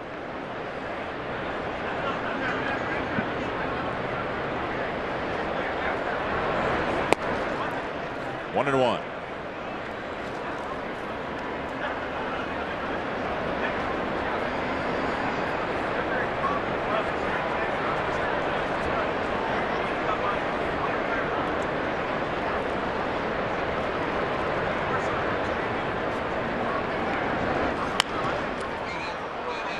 Step on second and throw to first. It's a double play. A run will come in to score as Guerrero crosses. That'll make it 7-4.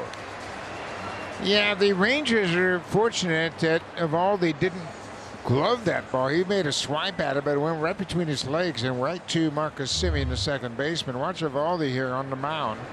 The ball goes right back. He reaches for it, but it's past him, but it goes right to the second baseman, Semien, who steps on the bag and throws to first.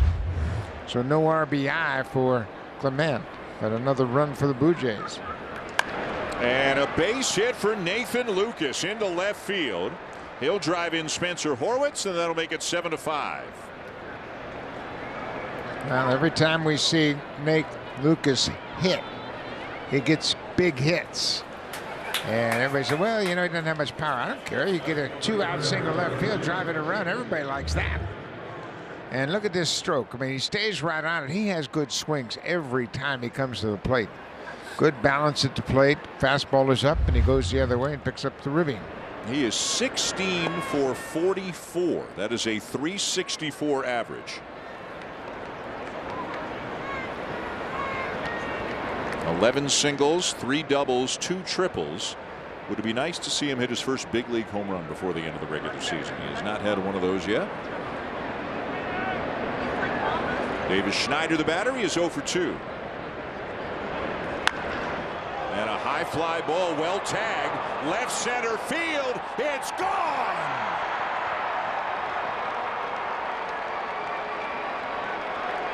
His 3rd home run in as many games, and this ball game is tied. Well, and Davis Schneider has now driven in runs in 5 straight games, and with that swing, he has tied it up and knocked Nathan Eovaldi out of the game. What a great swing. That pitch was up in the zone, and he's back to swinging it the way that we expected him to. It's been a long drought, but he's come around, finishing up on a real high note. Eovaldi is out of the game, and it is tied. Boy, the bats are booming tonight on both sides. 7-7 now here in the 5th.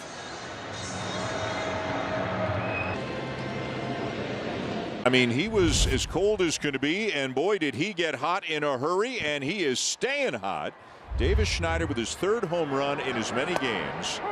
409 feet to left center. What are you seeing? Well, I think he's more selective now. There he was chasing hits, and now he's chasing good pitches to hit, and because of that, he's having good results. Home runs in 3 straight games and RBIs in 5 straight games now, and that's the spark that he was looking for. He went through 55 tough games, and now he's turned things around. Great numbers over his last 3 games. Swing and a miss by Leo Jimenez. Matt Festa is into the game now for the Rangers, and out in front of Jimenez 1-2. He was called up from AAA back on the 11th of August. This is his 13th appearance since then.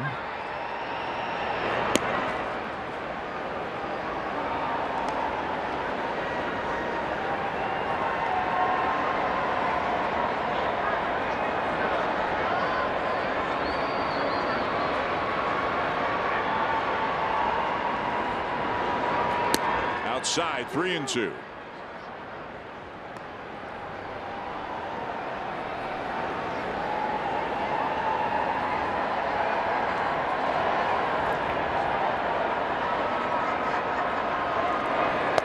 And strike 3 called, says Las Diaz. So the Blue Jays are retired, but they've come back to tie. It is 7-7 as we get an update now with Jamie Campbell.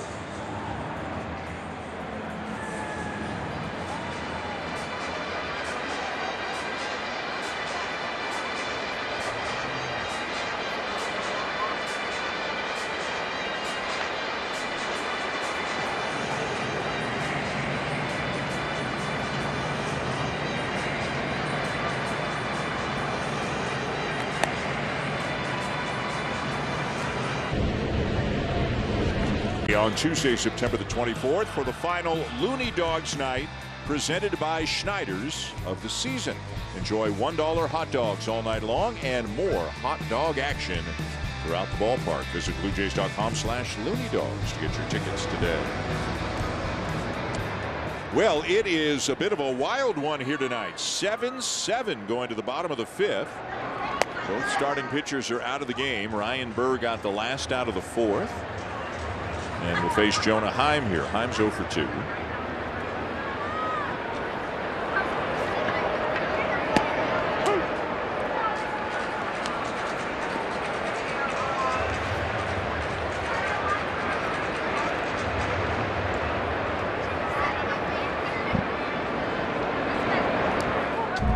That one off the plate and bounces to the backstop. 2-1. Zach Pop is up.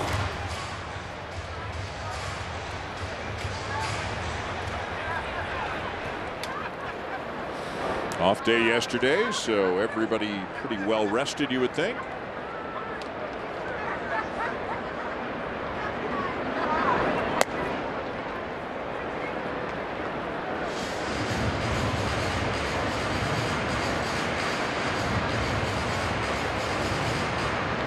Got a really interesting innings. The Rangers scored 5 in their half of the 4th. The Blue Jays came right back with 4 of their own in the top of the 5th.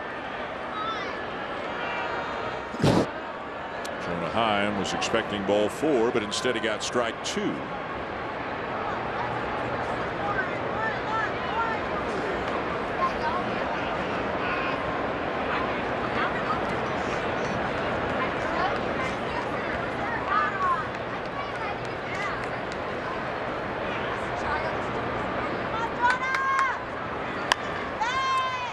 It's funny, I don't think Bo Bichette's had a play yet. Oh, he has had one. Marcus Semien grounded out. So Yeah, that's right. Had the one ground ball back in the 3rd. 3rd inning. And again, the plan, according to John Schneider, they're not going to run him out there all 12 games. It's short. He might rest here and there, might DH here and there. That'll be ball 4. Now Heim's aboard. It's not so much about the numbers. I don't think it's just about getting him back in with the team, getting some reps, and feeling good about being on the active roster at the end of the season. Yeah, there's not much going to change because of the remaining games in this season. 12 games finished the season, so not much is going to change on his numbers, but you want to see him out there. And he went 1st to 3rd early in this game, and I thought that was an interesting step in the right direction. Leody Taveras is 1 for 2. Had a base hit and scored an inning ago.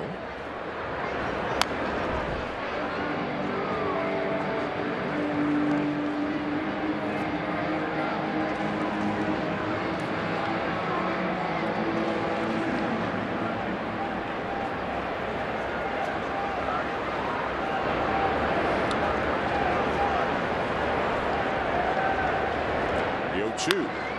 And that's going to be a base hit. Heim up to 2nd.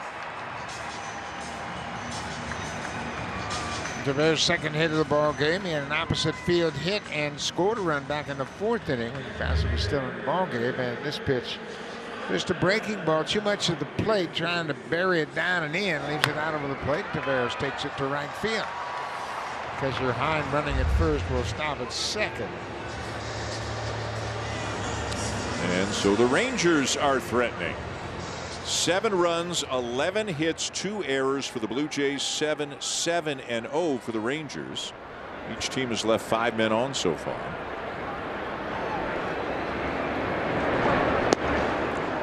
Ball 1. Justin Foscue, the DH, is 0 for 2.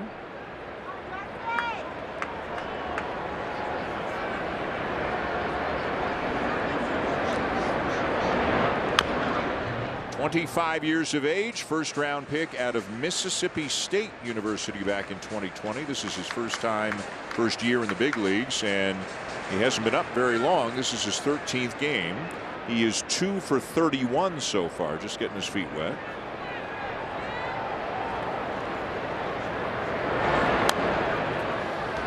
Yeah, he's a former first-round pick of the Rangers back in 2020. He's hit all at every stop in the minors. He's got impressive minor league numbers.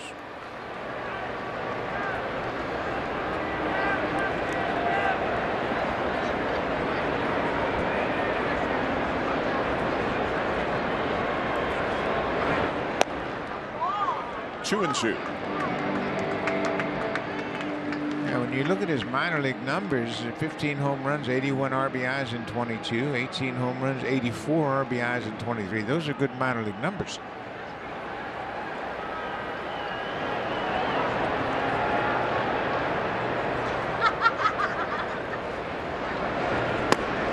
And strike 3 call. That slider over the inside corner to get him. Ryan Burr loves that slider, and it's a good one, and he's going to try to get it down and away. It starts inside and catches the inside corner, and Laz Diaz brings up Foscue. And now at the top of the order coming up, John Schneider is going to make a change. Ryan Burr will come out and Zach Pop will come in to face Marcus Semien.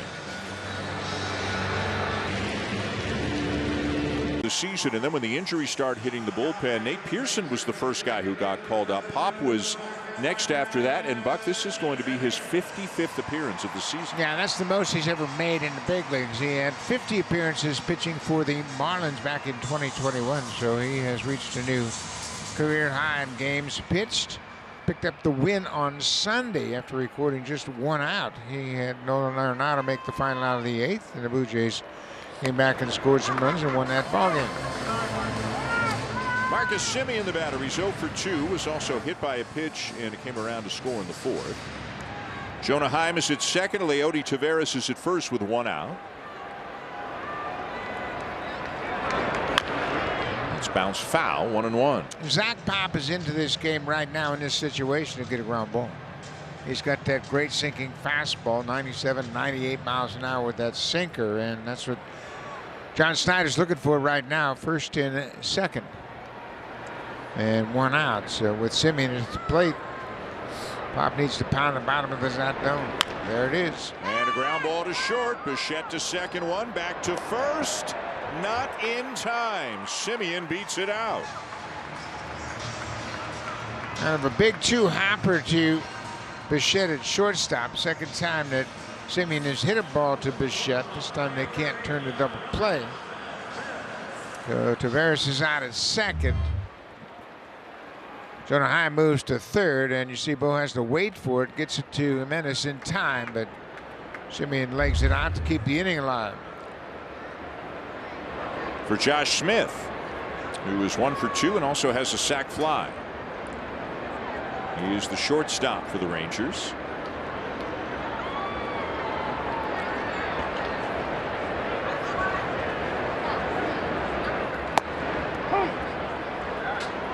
And Pop gets the call there. It's 0-1.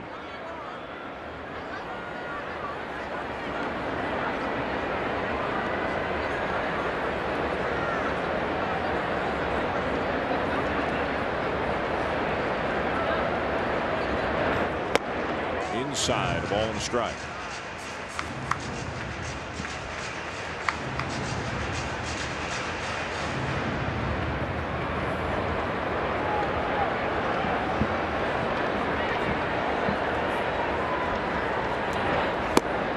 That one will run off the outside corner.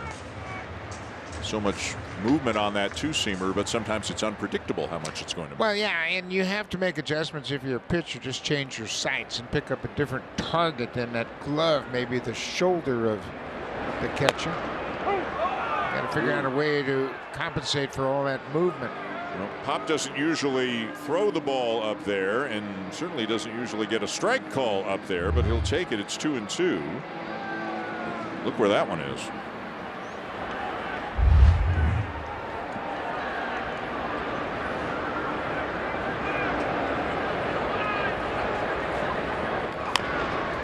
Bounce to first, or is it a foul ball? It is a foul ball.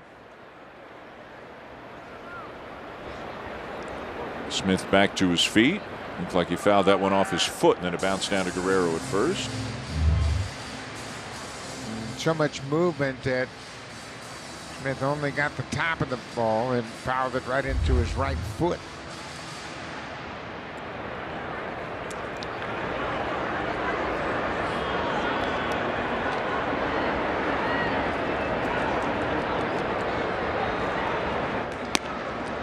Tried a slider, tried to backdoor a slider there, but he missed well off the corner. 3-2. Wyatt Langford on deck if Smith gets aboard. Langford's been on base all 3 times he's come to the plate. He's got a couple of doubles. He's walked. He's driven in a run and scored 2. He's had a busy night already. There have been a lot of guys who have had busy nights already. 7-7. Here in the 5th, just the first game of 3. So Semien is going to be on the move. There he goes, and it is swung on, fouled off, and Smith is down again. And I think that one hit him on the knee. That one had a little more bite to it than the previous one. You see him reacting to his right knee. Watch this ball right above the shin guard. Wouldn't you know it? That was a cut fastball. That's the third pitch that Pop has. Throws it every now and again to a lefty, and sometimes a left-handed batter, because it's moving in. He'll foul it off into his foot or his leg.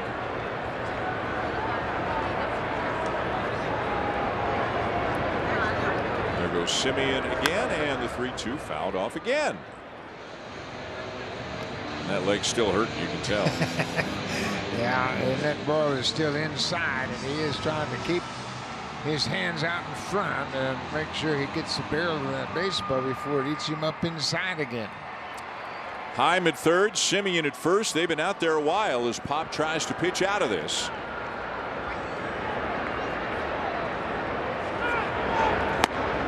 But he missed ball 4, and that's going to load the bases.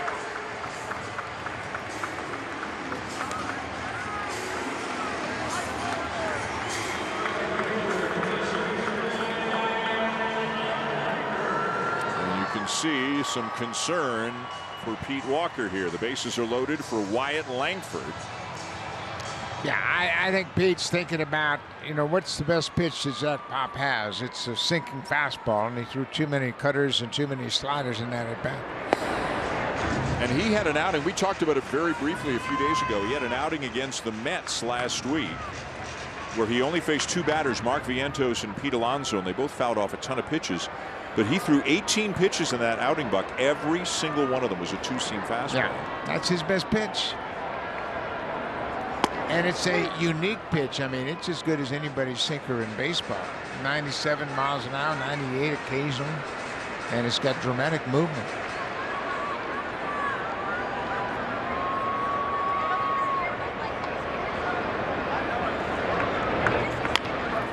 Bouncer up the middle. The race is on, and Jimenez will win it to force Smith at the bag as Pop gets out of it, and the Rangers leave the bases loaded.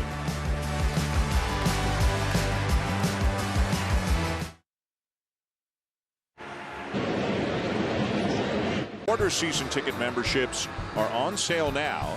Plus, save 15% compared to single game tickets. To get yours today, visit BlueJays.com/quarterseasons.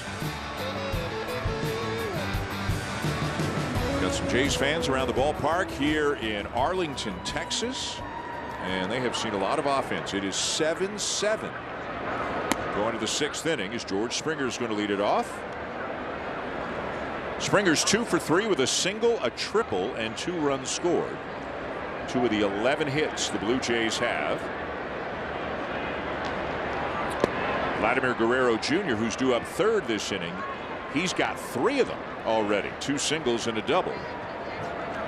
None of them would be in his top 100 list of the hardest hit balls that he's had, but they have all been hits tonight.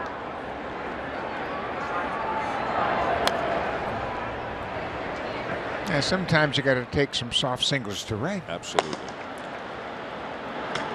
Andrew Chafin, former Tiger, among other things. They got him a deal from the Tigers this year. He is up.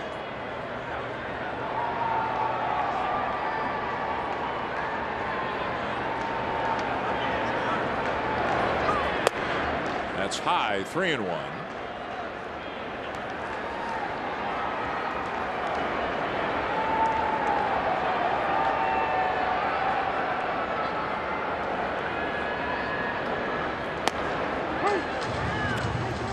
Thought that was ball 4, but it's 3-2.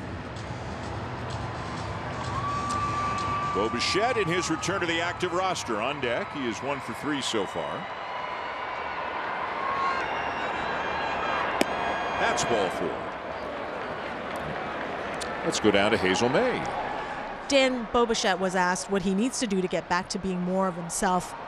And he said the biggest thing is just starting to listen to his dad, Dante, once again. He said everybody gets into this place where they think they know better than their parents. And for him, it's really just getting back to basics and things his dad has always taught him throughout his life. Here's the kicker, just being quiet and listening. Isn't that something we've all learned over the years? Your dad's always your dad, right? Yeah, that's for sure. And you know what? The experience speaks volumes.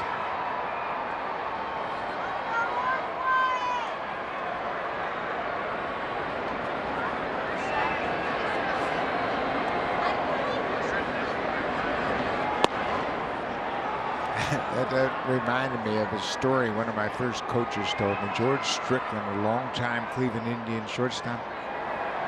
A brilliant man and a great coach, and I'll tell you when I have time. It's a great story. Woo, and yes, out at first is Springer. Mark Budzinski signaled safe with his arms as he was looking at George. We'll see if the Blue Jays decide to challenge. That was a pretty quick pickoff move, and they want to look at it, but it was a snap throw right on the money to Nathaniel Lowe. Watch how quick he gets this ball to first base.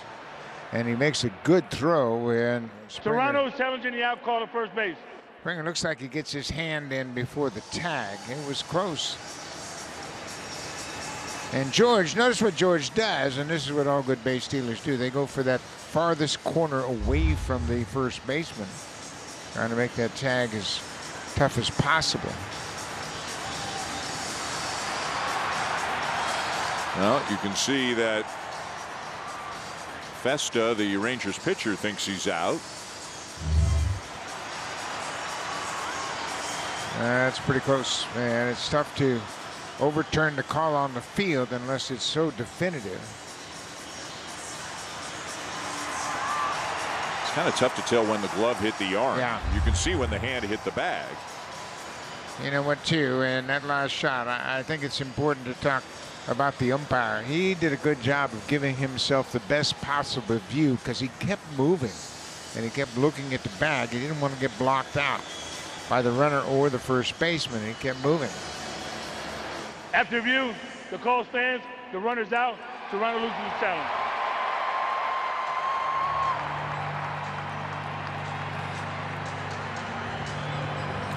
So the Blue Jays lose a base runner here to begin the 6th inning. Festa now can turn his attention back to Bichette. The count is 1-1.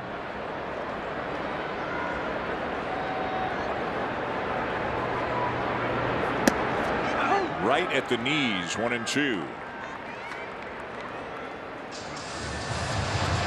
Tommy Nance is going to be next man in from the bullpen for the Blue Jays.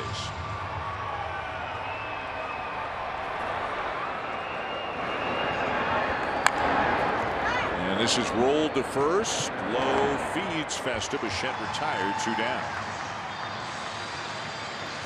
Yeah, leadoff walk to the top of the order, and then you get him picked up, and then Bocon's out, and what looked to be a promising start to the inning. All of a sudden, it's 2 outs and nobody on.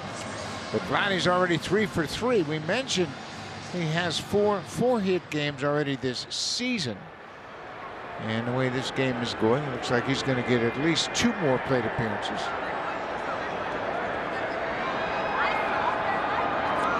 And he has gained some ground on Bobby Witt Jr., who is the American League leader in the batting average.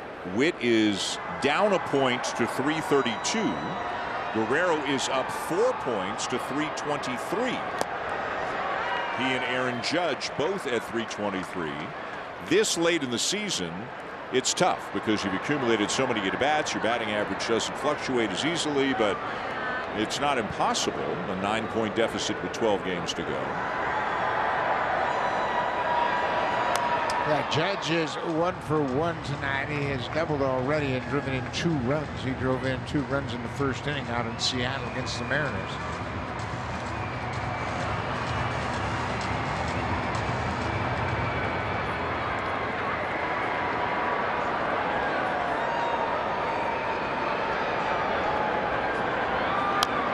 Hot back foul out of play. Still 1-2.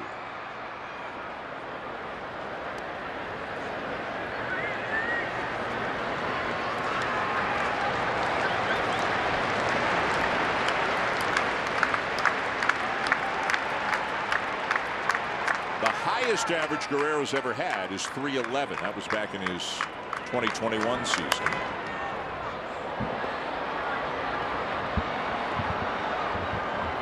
One of the other really strong things about his season is how, relatively speaking, infrequently he strikes out. For a guy who's been as productive as he is, top 10 guys in the majors in OPS, he's got the lowest strikeout percentage of anybody in that group.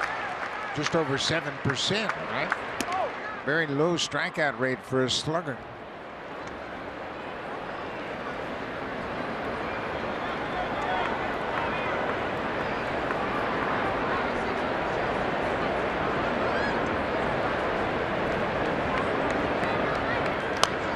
Fights off another one. He had a great round of batting practice here earlier this evening and was hitting balls out of the ballpark to all parts of this park. In left field, that ball gets out of here in a hurry. It's only 372 to straightaway left field.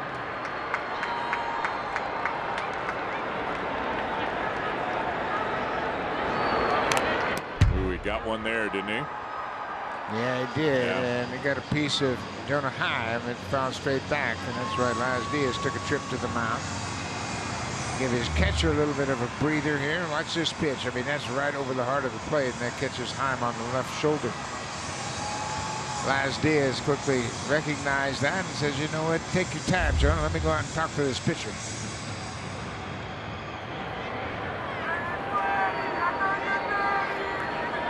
So it remains 2-2. Guerrero with a number of foul offs here in this at bat. 2 down and the base is empty.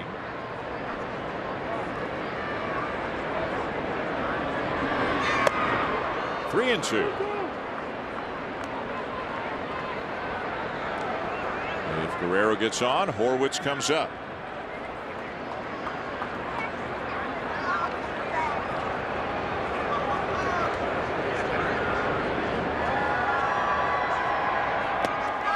Swing and a miss. Got him with a fastball, and that will retire the side. Going to bottom 6, tied at 7.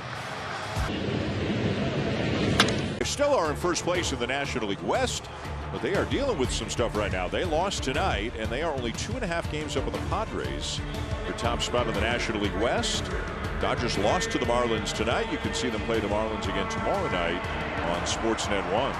San Diego's won 4 in a row. They're just getting going tonight against Houston, and they still have a shot at that division title.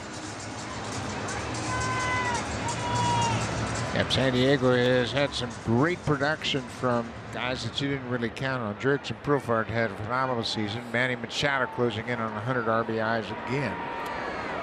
And Buck, the Padres do have a series left with the Dodgers. Yes. They are in LA next Tuesday, Wednesday, Thursday. As Tommy Nance enters the game now for the Blue Jays in a 7-7 tie. Tommy Nance has done a nice job. This will be his 7th appearance in the month of September. Pitched a total of 5 1/3, allowed just 3 hits and an ERA of 169.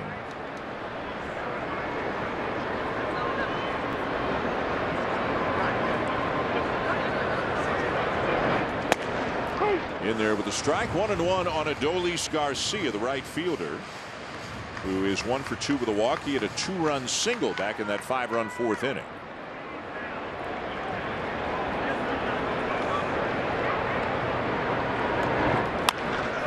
And he's got another base hit.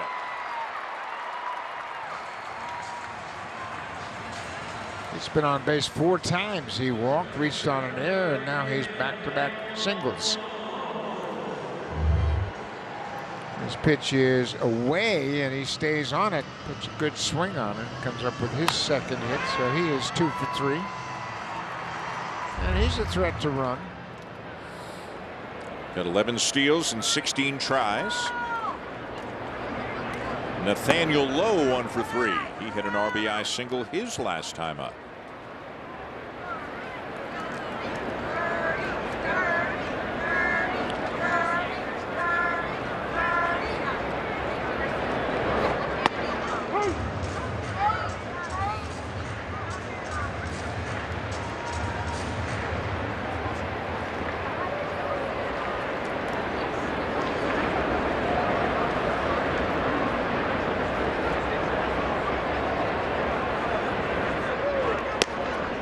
7 away, 2 balls and a strike.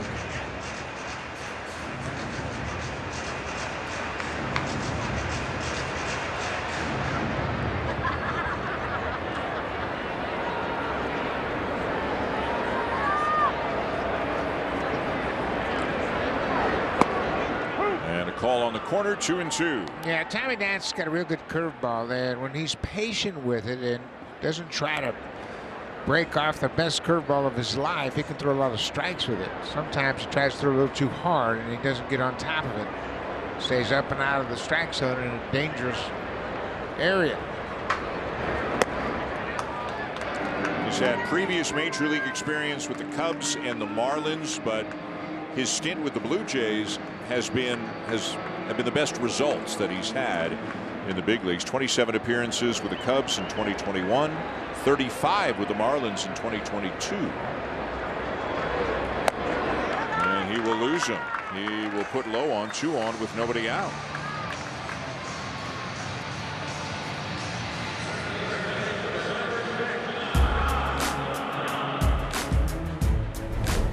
Take your show on the road with Canada's largest and most reliable 5G network. Visit Rogers.com/5G to learn more. 7-7 tie here in the bottom of the 6th. Pete Walker's probably not having his most enjoyable night of the season, the way that things have gone. The batter is Josh Young. Chris Bassett went 3 2/3, allowed 7 runs, but only 1 of them was earned. His own error and Ernie Clement's error contributed to 6 unearned runs. Ryan Burr and Zach Pop each went 2/3 of an inning. And now it's Nance in the 6th. The bullpen has been an issue all year long, and they're going to have to do some rebuilding of that bullpen for sure.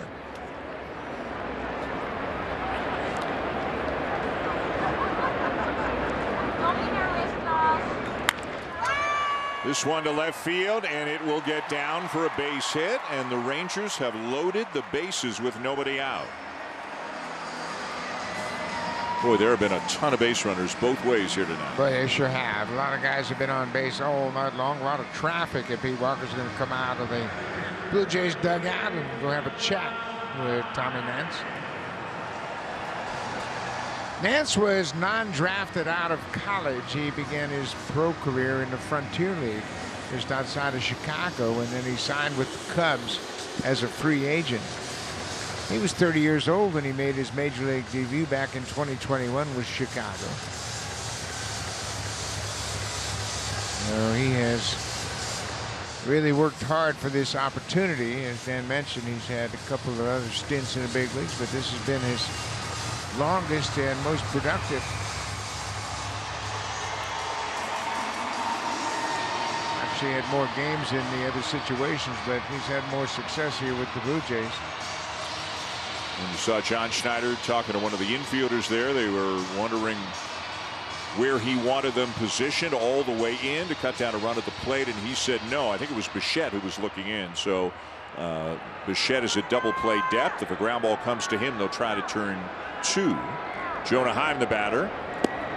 If Ernie Clement gets a play, he's got options depending on how hard it's hit and which side of him. But the rest of the guys will try to turn 2.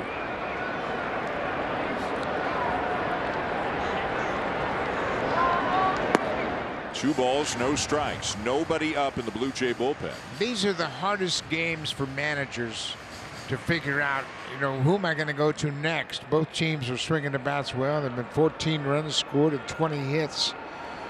And pitching coach and managers are having a tough game.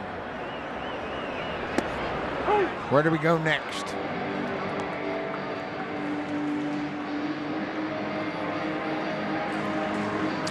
Pete Walker trying to encourage Tommy Nance from the dugout. Bases loaded, nobody out, and a 2-1 count.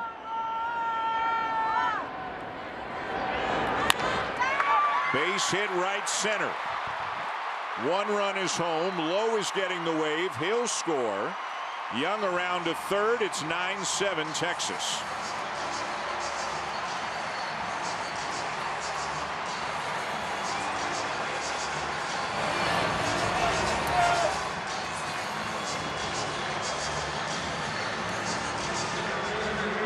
Hitters have had the upper hand all night long on both sides as Jonah Heim comes up with 2 more RBIs. That will give him 55 for the season.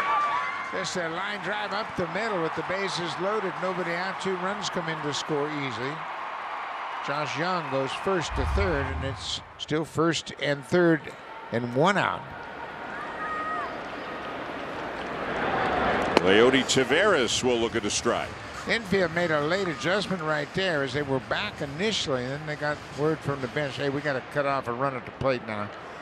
Unless it goes right to Leo Jimenez and he can throw it to Bo at second, I think they're going to come home.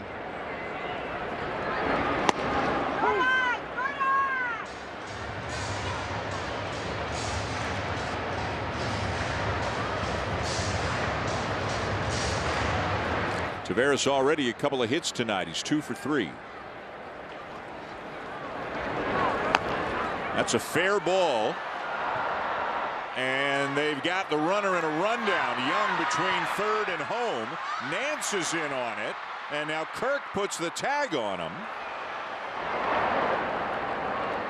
Heim came around to third. Taveras is at first, but the Blue Jays get an out without a run scoring. Yeah, that was pretty fortunate. That ball was just squibbed right out in front of home plate, and Alejandro did a good job of coming out from behind the plate. Watch Heim as Young gets hung up right there, and he's going to be in a rundown. Jonah Heim comes from second to third as they tag Young, and no runs scored, and they get it out, and then that runner over at first, he's got plenty of time and plenty of room to get back.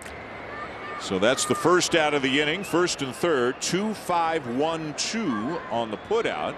And the batter is Justin Foscue.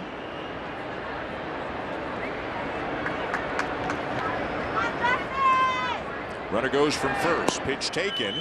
They'll throw through, but he's in safely. Didn't slide as Taveras steals his 20th base of the season.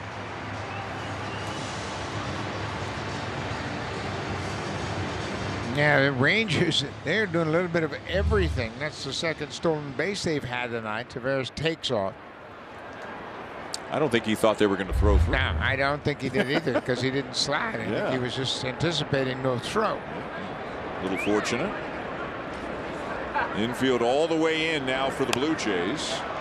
This one in the air down the right field line, but foul.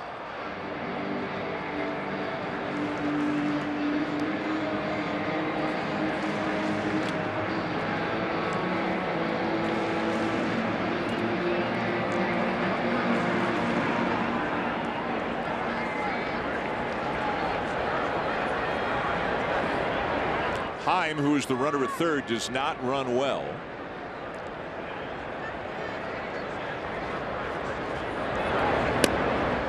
And I don't think he'd be coming home. I don't think they would have the contact play on with him at third. You never know. But Brendan Little is now up in the bullpen. I don't think they will because of where they are in their lineup. This is a number 9 hitter, and then the leadoff man is on deck, Marcus Semien. So I don't think they'll play contact with the infield in.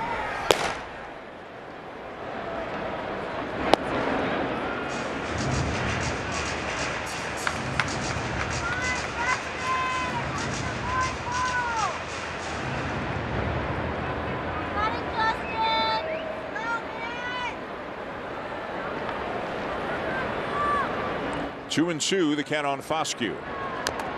And he taps it foul.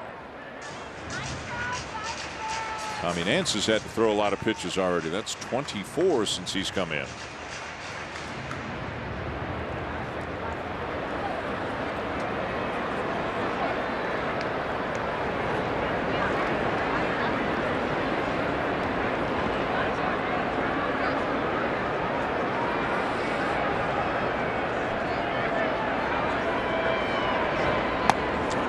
Strike 3 called. He got the call with the curve on the outside corner for out number 2.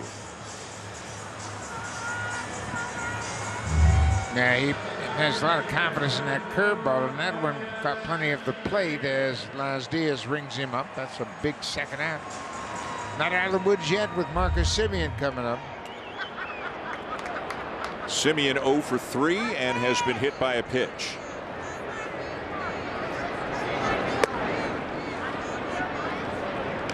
With 2 down, obviously the infield can back up now.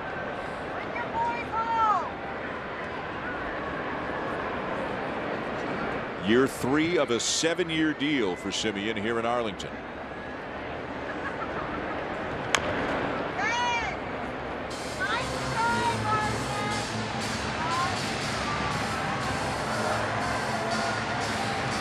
And boy, does Semien show up for work every single day. He's only missed 2 games this year, none last year, 1 the year before, and then none in his year with the Blue Jays. Left center field and deep. Schneider back, and he caught it. Davis Schneider with a great catch on the warning track and almost up against the wall. Taking a couple of RBIs away. Catch going a long way to get it. Otherwise, the Rangers scored 2. Yeah, and this is his 70th start in left field. Remember, he's a second baseman. Before he's made a nice transition into the outfield. He's become very reliable. He also made a terrific catch in support of Bowden Francis the last time Francis started. So he's done a good job in the outfield, and he's back to swinging the bat the way we saw early this season. Jose Leclerc into the ball game. This will be his 60th appearance. Last year he was the closer for the Texas Rangers. This year he has kind of been a 7th and 8th inning guy most of the time.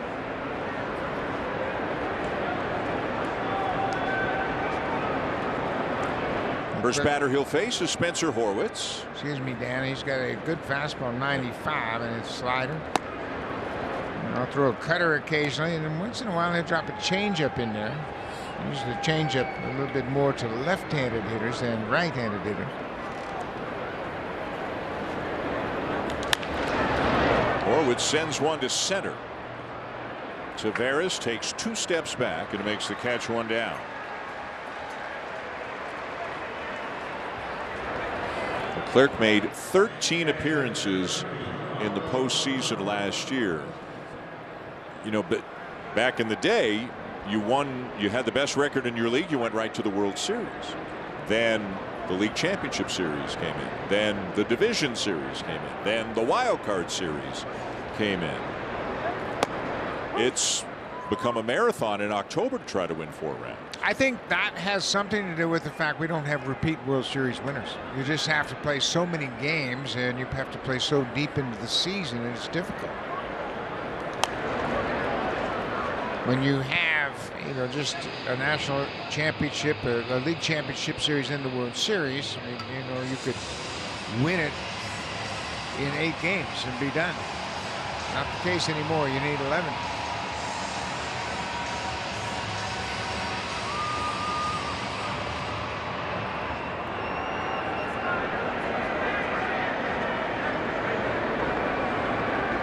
Kirk 1 for 2 with a walk, had an RBI double in the first as he sends one a long way to left center.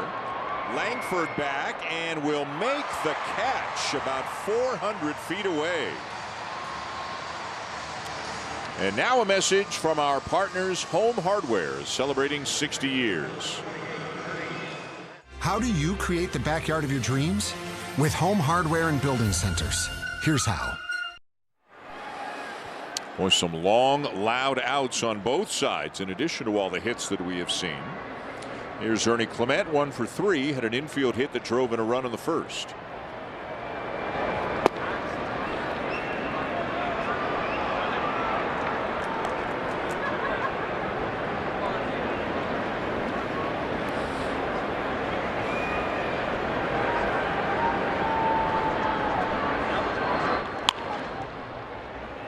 To left field, and an easy play for Langford, and it's a 3 up, 3 down, top of the 7th.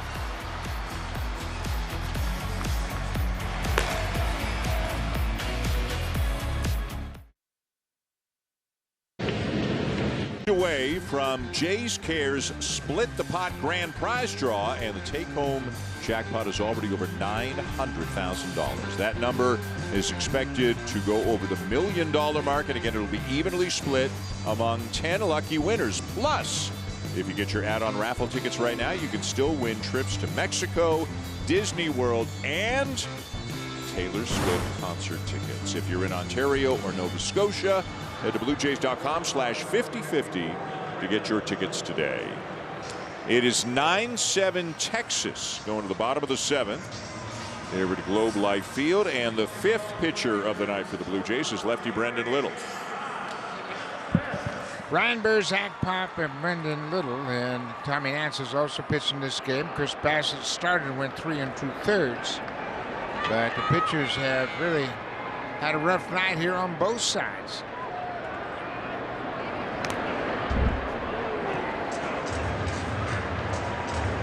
Josh Smith will lead it off. It'll be Smith, Wyatt Langford, and Adolis Garcia.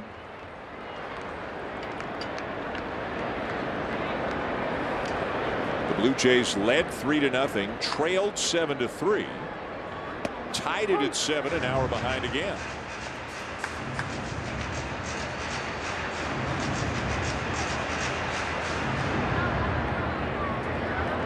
Garcia a couple of spots away.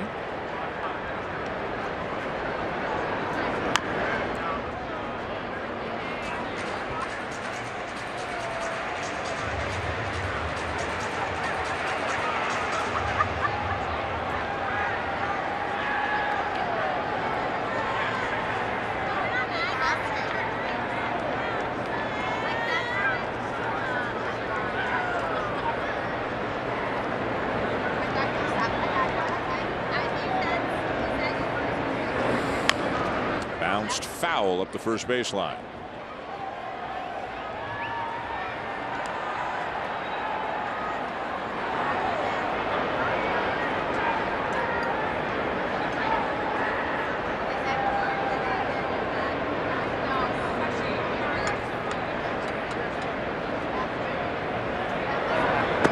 The Tigers hung on to beat the Royals tonight, beat them 3-1. But Minnesota won as well. They beat Cleveland 4-1. So the Tigers still a game and a half back of the Twins for the last wild card spot in the American League.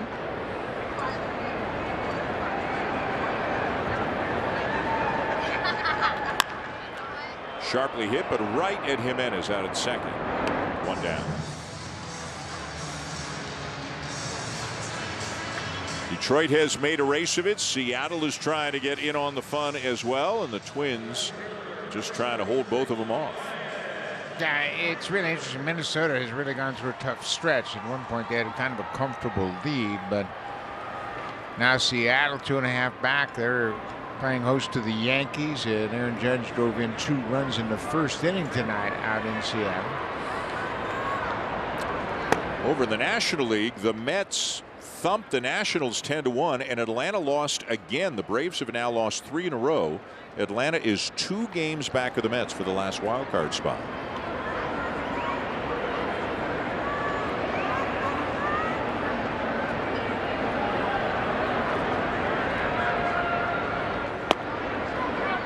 (2-0) the count on Langford, with Luis Frias now up in the Blue Jays bullpen.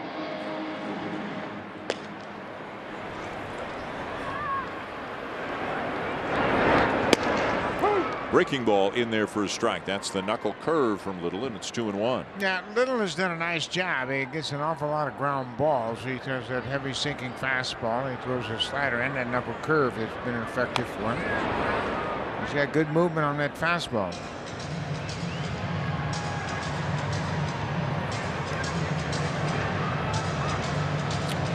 Meanwhile, in the Rangers pen, a guy who has been at it a long time, David Robertson, now 39 years of age, and he's having another very good season and will be a free agent at the end of the year. Yeah, Robertson has been a terrific relief pitcher for a long time. He came up throwing hard fastballs and a good curveball. Now he's throwing an awful lot of cutters, and he's still very effective.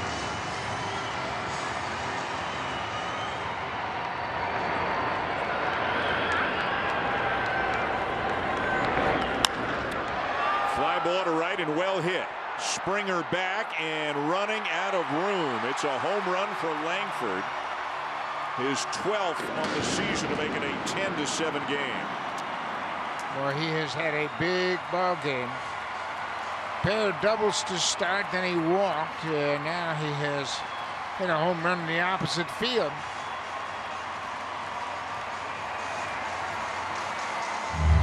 They haven't hit as many home runs as they did last year, but Wyatt Langford, a rookie, has done a nice job. This is his 12th home run of the season, as Dan mentioned, and now with 2 RBIs tonight, he's driven in 66 runs.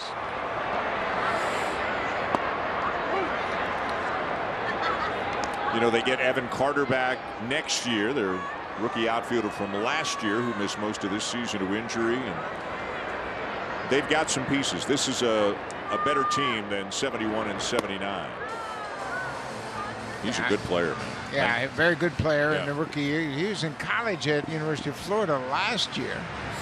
And Bruce Bochy said, you know, we probably pushed him a little bit early, but he has really made some adjustments, and he's a good young player.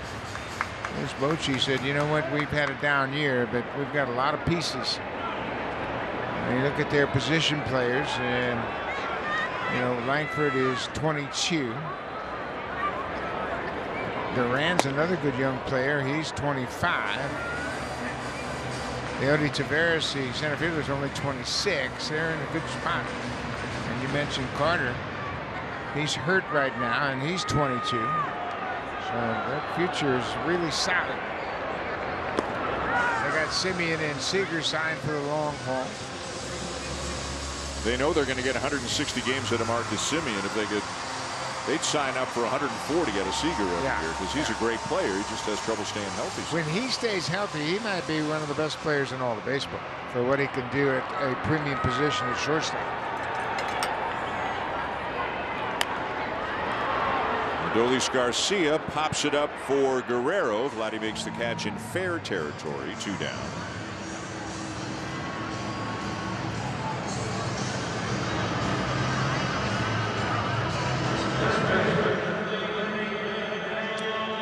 So now Little will face Nathaniel Lowe, a lefty-lefty matchup. Lowe is 1 for 3 with a walk. He drove in a run with a base hit back in the 4th.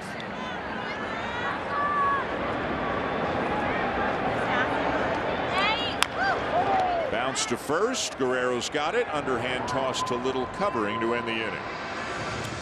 End of 7, Rangers 10 and the Blue Jays 7. And time now for a Blue Jays Central update with Jamie and Joe.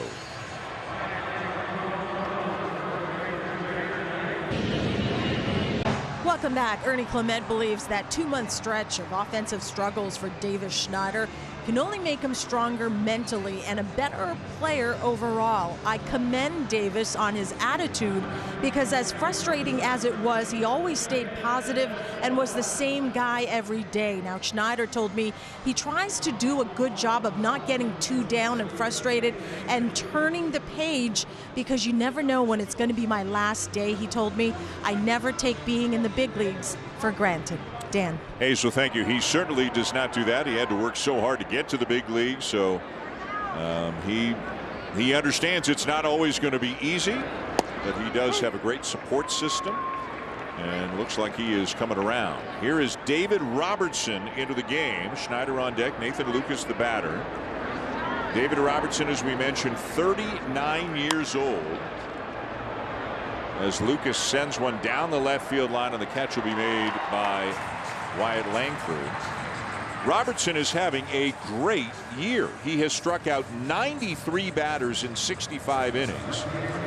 I mean, every year the calendar says he's a year older, Buck, but then you look at the numbers, and generally they are very good. He can close. He has closed a lot in the past. He's got 177 career saves, but he is the setup man primarily for the Rangers. The Rangers are pretty fortunate in having Leclerc and then David Robertson and Kirby Yates. That's been the formula. They finished off games. Robertson came up with the Yankees in 2008, and he was a setup man ahead of Mariano Rivera in 2013, Rivera's last season. And then he became the closer for the Yankees in 2014 at 39 saves. And then he signed a free agent contract with the White Sox. He's the kind of guy in recent years in the offseason a contender says we'd love to have that guy, and then if they're not a contender they trade him at the deadline, and then somebody else signs him, and he's bounced around a lot. Phillies and Rays and Mets and Marlins. There's a drive into right center, another knock for Schneider, and it'll be a long 1-out single here. Well, another base hit to the opposite field, left center, right center. He's done a good job of staying in a big part of the field right now, not thinking so much just about pulling the ball. Hit that home run to deep left center back in the 5th. And he is swinging it right now. How about 7 for his last 11 with 3 homers? Here's Leo Jimenez 0 for 3. He's the only Blue Jay starter without a hit tonight, and look out. And this is like a daily occurrence where Leo Jimenez gets hit or almost gets hit, and he's taken his gear off. He did get hit. Yep. I thought he had spun out of the way, but he got hit again. Now, Laz Diaz indicated right away that he got hit, and he'll go to first base. So watch the umpire's reaction here. This pitch is off his arm, and Laz Diaz says that hit him. Yep. Sends him to first base. It is crazy how often Leo Jimenez gets hit. And he hasn't taken one in the rib cage. Right. A lot of them are just kind of brushing his uni or his arm. Unfortunately, he hasn't had anything that's really significant and makes you think about a possible injury. So now George Springer, 2 for 3 with a walk.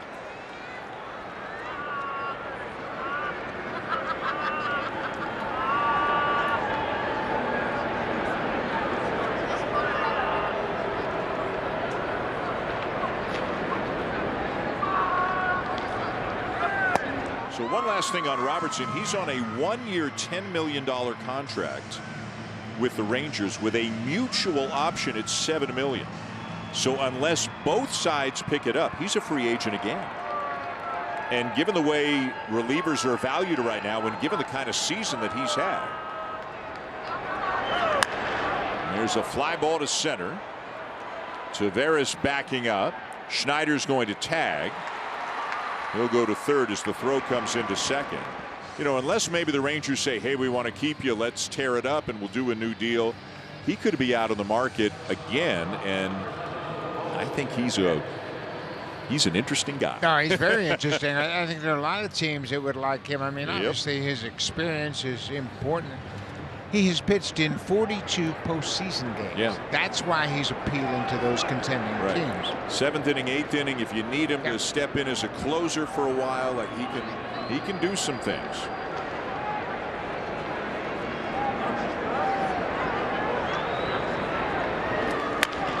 Bo Bichette, the batter. It's off the leg of Robertson, and he won't have a play. It'll be an infield hit for Bichette. It'll drive in Schneider and make it a 2-run game. Yeah, Robertson wasn't sure where the ball was. He knew it hit him, but he couldn't locate it, and he finally saw it over near the third base foul line, and by that time it was much too late. Bo, a hot shot right mid the mound. You see it kicks off his right foot, and he can't find the baseball. By the time he does, a run is in, and Bo's safe at first. Where'd the ball go?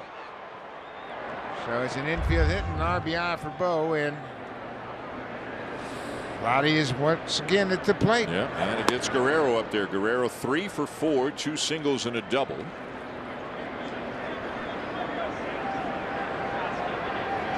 David Robertson, also a teammate of Chad Green's for a couple of years with the Yankees.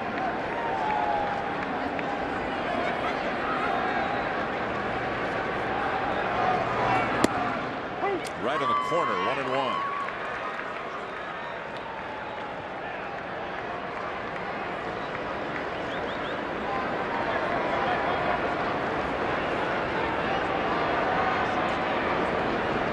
Guerrero 1 for 2 with a walk in his career against Robertson.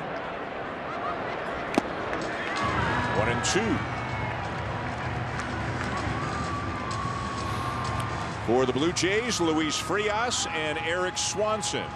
It'll depend on the scoreboard which one comes in.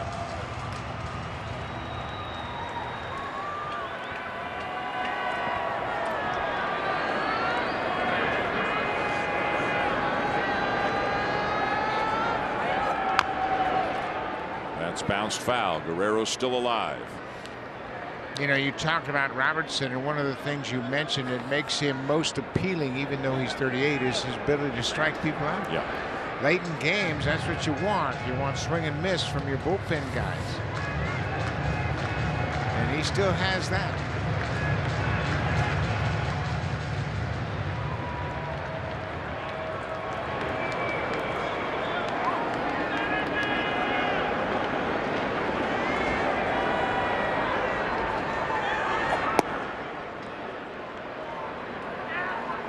he's throwing a 94-mile-an-hour cutter. He looks like he's always looked, and he's been doing this for 15 years.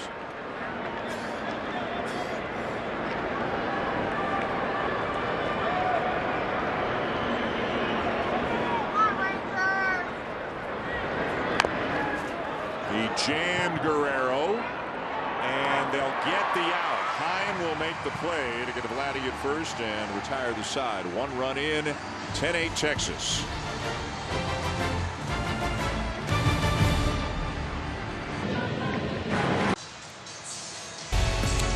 This copyrighted telecast is presented by authority of Rogers Blue Jays Baseball Partnership and may not be reproduced or retransmitted in any form, and the accounts and descriptions of this game may not be disseminated without the express written consent of Rogers Blue Jays Baseball Partnership. A lot going on here in the first game of 3. The Rangers have a 10-8 lead on the Blue Jays going to the bottom of the 8th inning, and it will be Luis Frias into the game. Now, Frias will make his 4th appearance as a Blue Jay, and he has had a little bit of an up and down start to his Blue Jays career.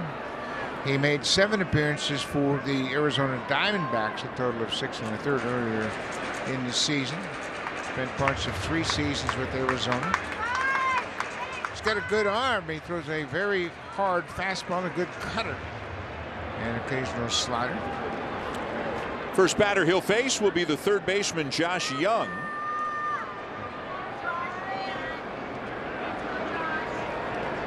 He was 1 for 3 with a walk.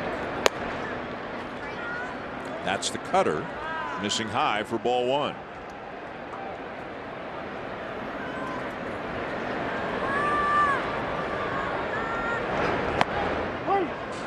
And the slider in for a strike. 1-1. Blue Jays taking a look at a lot of relief pitchers, picking up a lot of guys on the waiver wire, just trying to see which of them might pop and stick and maybe help next year. As you talked about, the bullpen has been a problem all year. 28th out of 30 teams in the bullpen ERA on the season.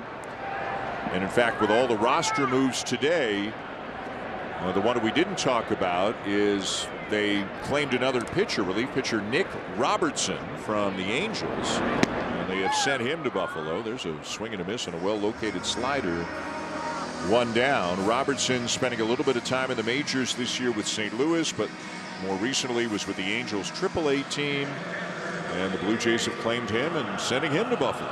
Yeah, they're just accumulating arms, and hopefully maybe one of these guys is going to have a special pitch, or maybe pitching coaches can refine a picker delivery and give him a little more of a chance to compete.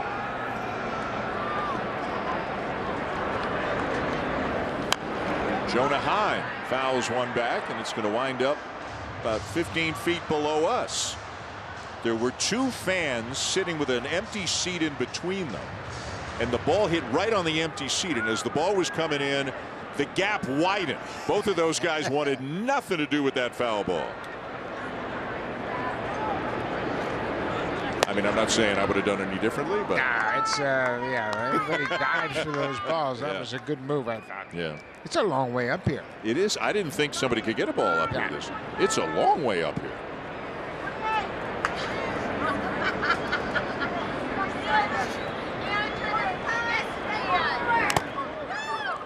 Fouled off 1-2, and now it's Jonah Heim checking with Laz Diaz, or Alejandro Kirk, I should say, checking with Laz Diaz to make sure that Laz is okay.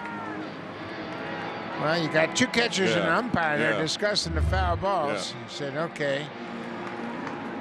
You got one on the left shoulder. Jonah Heim got one on the left shoulder. Everybody's okay. Ripped to right center field, and it'll be down, cut off on the track by Lucas. Heim still into second with a double.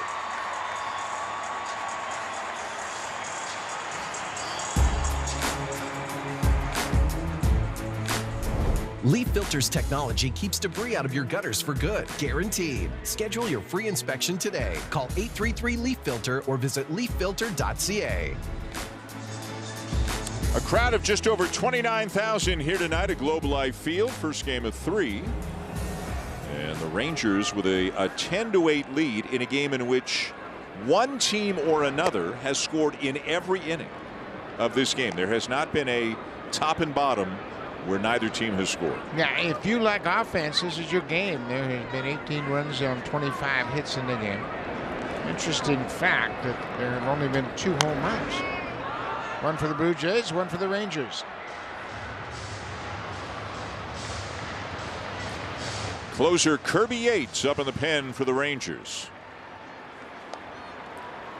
A guy who was in camp with the Blue Jays in 2021, but blew out his elbow. Never pitched for them in the regular season. Blew out his elbow, had Tommy John surgery.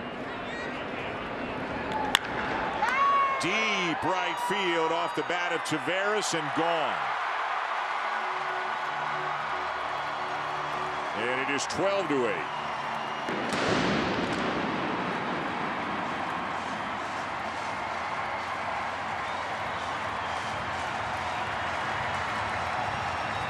Well, for a team that's been struggling to score runs, it certainly doesn't look like the Rangers have any issues tonight. 12 runs. That's the second home run they've hit. For Taveras, that's his 11th of the season. He's had a good night at the plate. That's his 3rd hit. He was driven in 2. He's scored 2.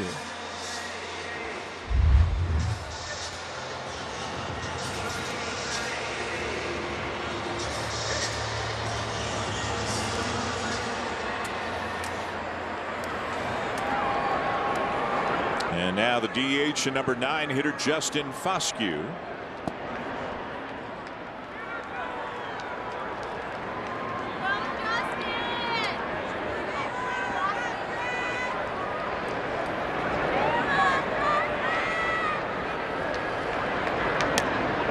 Up and in at 96, and it's 2-0.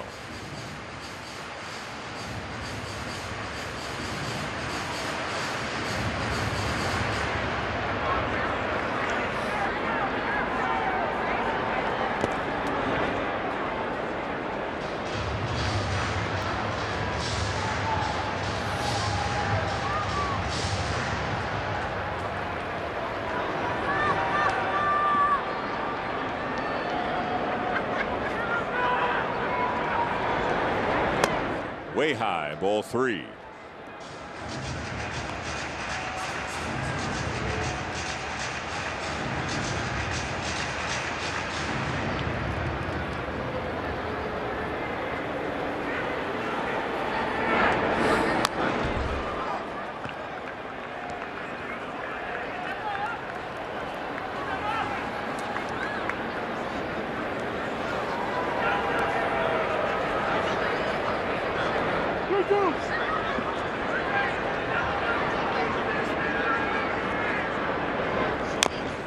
Chop just foul.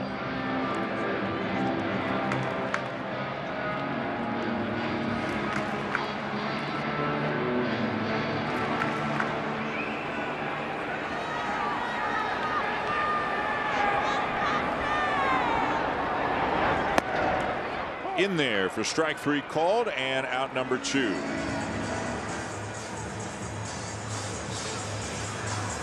Frias has got a good arm, but his problems have been he's not been able to consistently locate those pitches. And a couple of strikeouts and a double and a home run in this inning, and that has been basically the story of his season.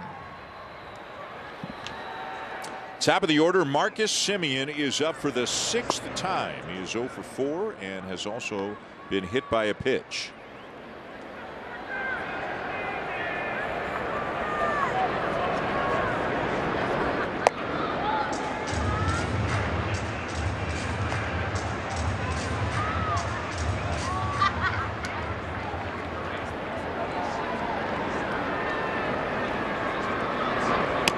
Marcus was presented with his Roberto Clemente nomination plaque prior to the game with his wife and their 4 children. He was on the field, very proud of that honor to be nominated for the Roberto Clemente Award this year.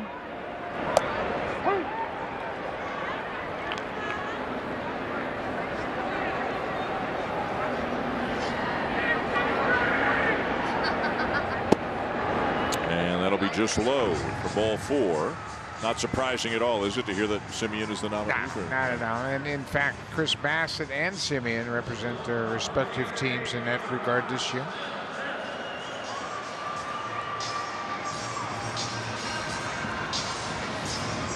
Now Josh Smith.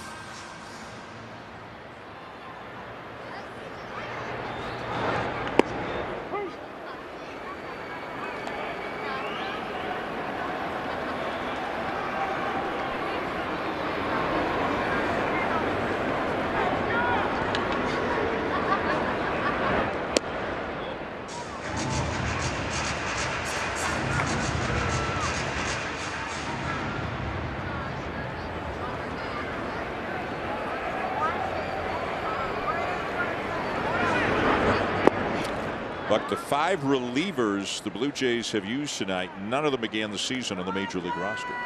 Only 2 of them were in the organization. But there's been so much turnover because there have been so many issues in this. Yeah, man. Some of it was injury related, some of it was poor performance, and some of it was trades.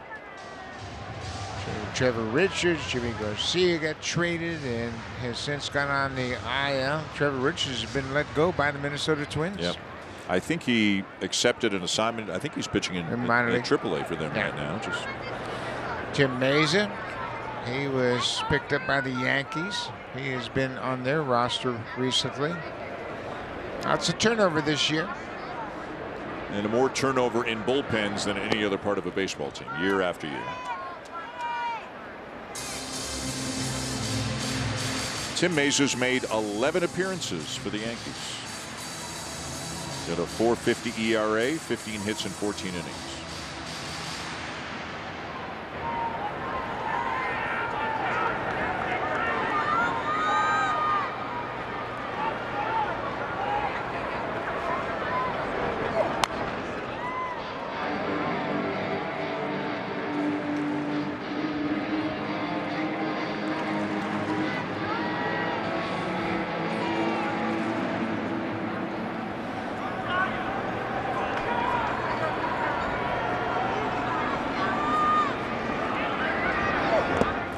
A swing and a miss, but the ball gets away from Kirk.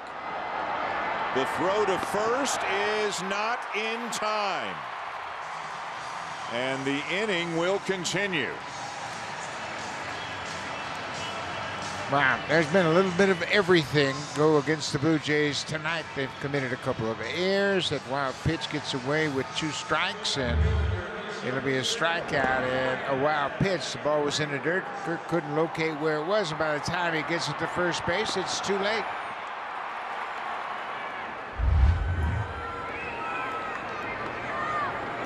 Nobody up in the pen. Frias is at 30 pitches, but they don't want to use Genesis Cabrera, Eric Swanson, Chad Green, given the score right now. Ryan Yarbrough, you wouldn't think would be available. Maybe he would be, but yeah, they're not going to use anybody else. Yeah. Frias has got to finish out this game. Yeah. Big game for Wyatt Langford. 3 for 4 with 2 doubles and a homer.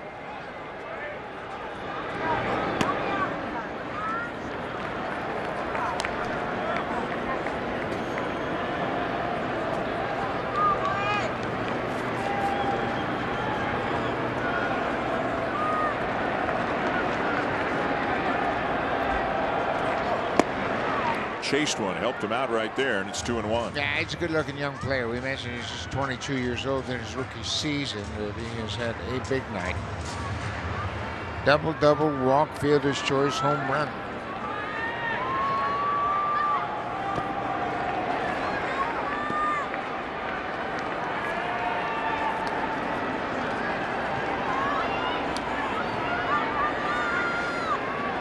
And Bruce Bochy might not need Kirby Yates. He's got a left-hander, Walter Pennington, up in the pen. Ball 4. And the bases are loaded for Adolis Garcia. And Pete Walker's on his way to the mound.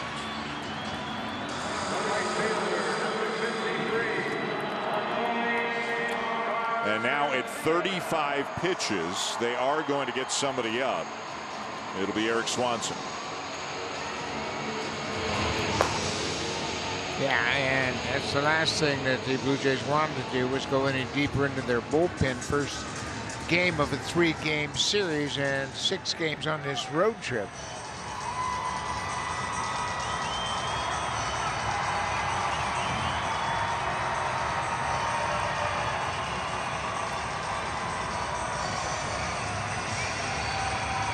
Blue Jays have now thrown over 200 pitches tonight. Wow.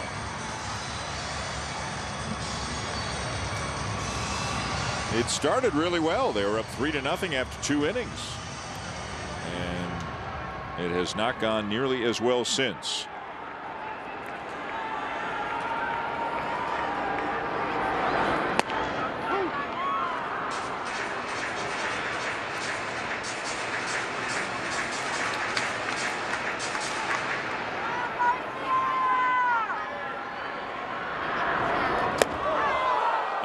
How he didn't get hit by that. Only the fact that it was a slider saved him, but I still don't know how he got out of the way. Now, especially in this situation where you're never even thinking about a pitch up and in, and he was able to dive out of the way, and that is very fortunate that he is okay. That thing was up around his neck.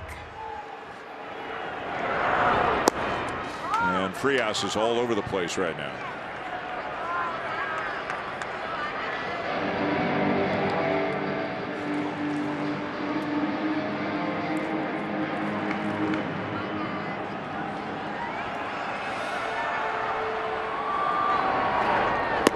Three balls and a strike.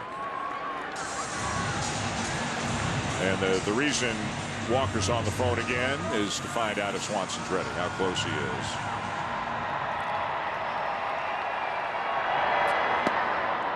Three and two. That was the 40th pitch that Frias has thrown since coming into this game. 2 strikeouts. 3 strikeouts and a wild pitch, and the inning's still going on. The Josh Smith strikeout. He reached first base. There go the runners, and it is low. Ball 4, and another run is in to score.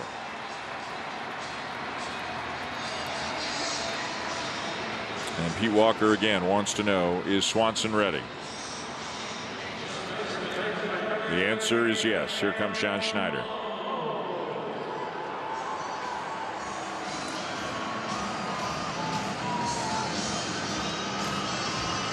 Well, again, this is something that has to be addressed. We talked about the bullpen. It's been a tough season for the bullpen, and we've got a lot of work to do.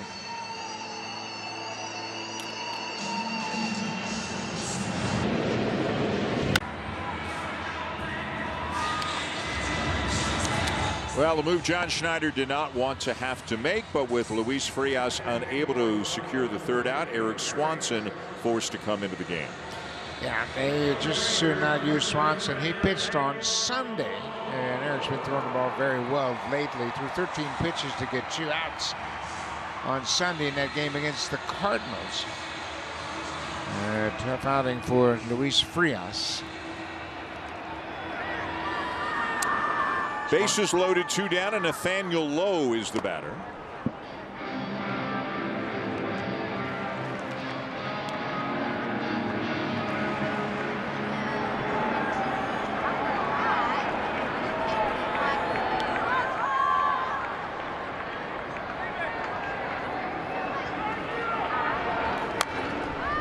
Quickly 0-2.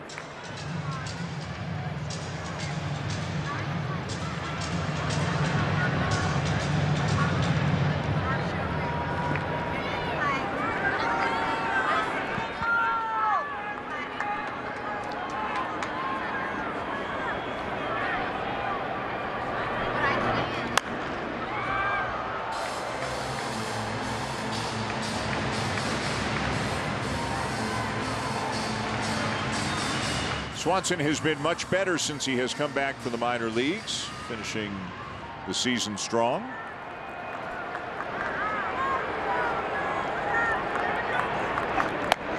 Splitter outside for ball 1. Yeah, Had a rough start to his season. Obviously missed a bunch of time in the spring, and then probably came back a little bit too quickly, and then suffered a setback. Had an injury, a foul tip. That's going to do it. So Lowe strikes out. The inning finally over as Swanson gets the last out, and it's on to the ninth.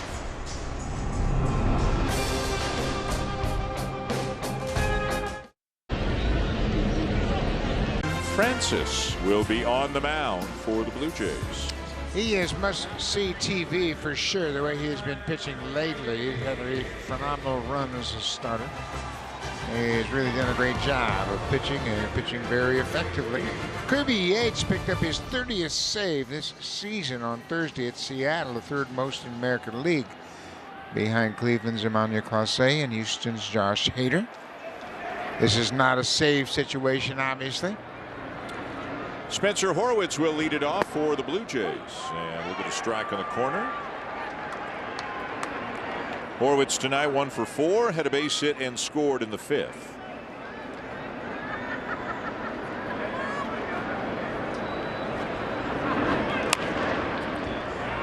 Pops it up shallow left field, and the catch will be made by Langford.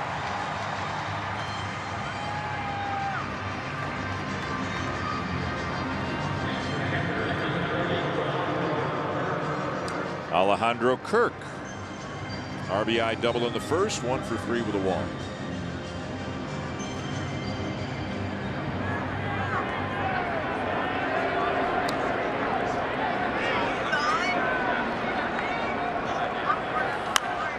And he'll swing and pop it up. And dropped by Heim. Looked like he had it in his mitt and it popped out. Yeah, he got over near that camera bay, and there's netting there, but it certainly hit his glove before it hit the netting. And he gets right to the barrier there and leans in and just whiffed on it. Yeah, just missed it. Yep. So he had plenty of room, and there was no netting in that area, but he couldn't make the play.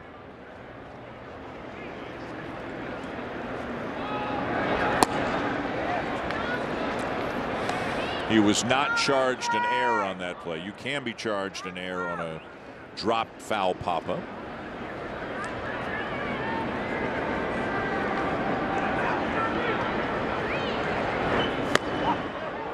Way inside for ball 2, a splitter that got away from Yates. Yates started his career with Tampa Bay. Is bounced around, as Dan mentioned. He was with the Blue Jays in spring training, then hurt his arm, that Tommy John surgery. It was in 2021. After that, he went to Atlanta for a couple of years, and now this is his first season in Texas, and he's had a big year. It's his 57th appearance, got a 127 earned run average. He walks Kirk.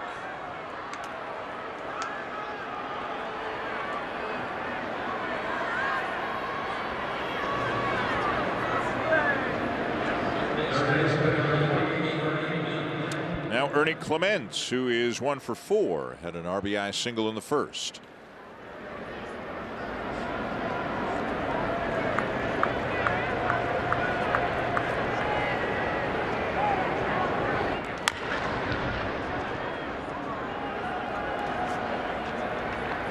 The Blue Jays will face a left-hander tomorrow. The Rangers are sending Cody Bradford to the mound with the Bowden Francis going for the Jays.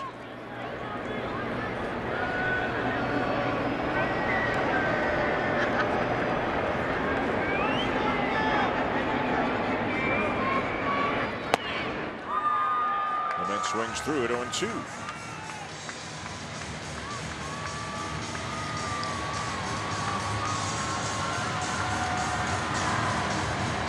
Bo Bichette's return to the active roster. He's 2 for 5, a couple of infield hits tonight.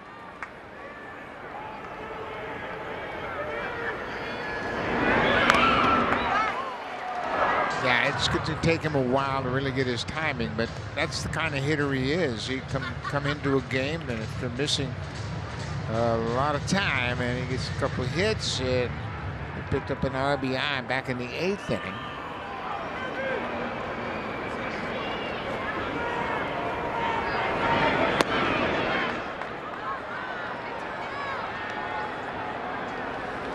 Again, John Schneider said before the game, you know, they're not going to throw him out there every single day at short the rest of the season. They'll manage it a little bit, maybe the odd day off or the odd DH day, something like that. Popped up, and back goes Smith to make the catch. And the Blue Jays are down to their final out.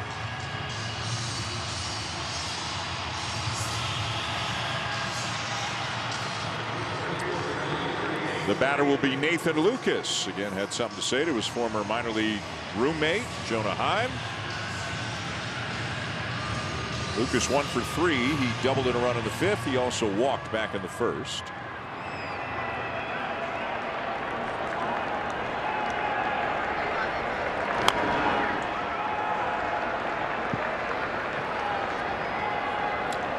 Blue Jays started well, took a 3-0 lead, rallied from a 7-3 deficit to tie it at 7, but then the bullpen could not contain the Rangers, who just kept adding on runs in the 6th, the 7th, and the 8th.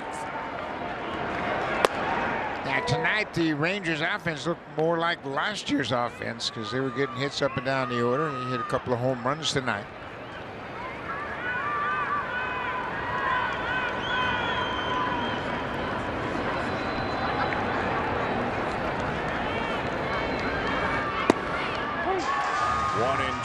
The count on Lucas.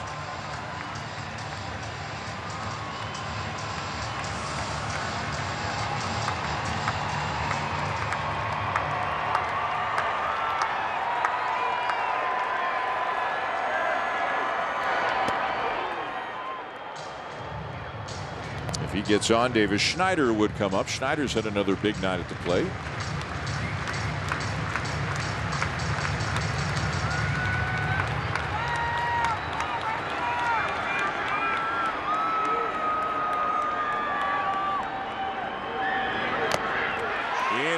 Of Heim, so Lucas still alive at the plate.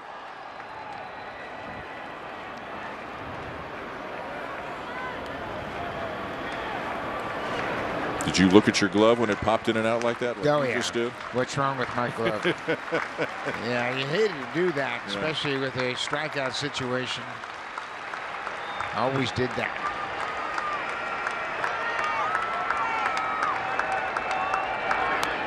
Did you ever talk to your glove? No, I really didn't. I can promise you I didn't. Talk to myself a lot. Yeah. Did you talk to your bats? Oh gosh, no. They wouldn't listen. They wouldn't listen, huh?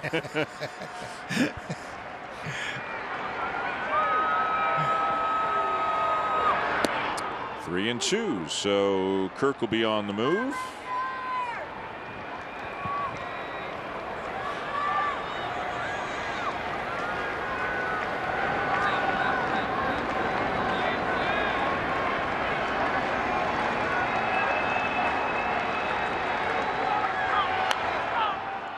Foul back by Lucas. He just puts up quality at bats. Yeah, he fights time and time again. Yeah. And he just has the ability to put the bat on the ball. He hits from a very, very quiet stance and not a whole lot of moving parts. And he's made an impression on the manager and the coaching staff. And again, with Dalton Varsho's season now done, Lucas figures to get a lot of playing time. He was already, but maybe even more. He'll take a walk. So there are 2 on with 2 out. And Davis Schneider is going to try to build on what has already been a big game for him, with 2 hits, including a home run and a fine catch out in deep left center as well. Yeah, he has now homered in 3 straight games and driven in runs in 5 straight games.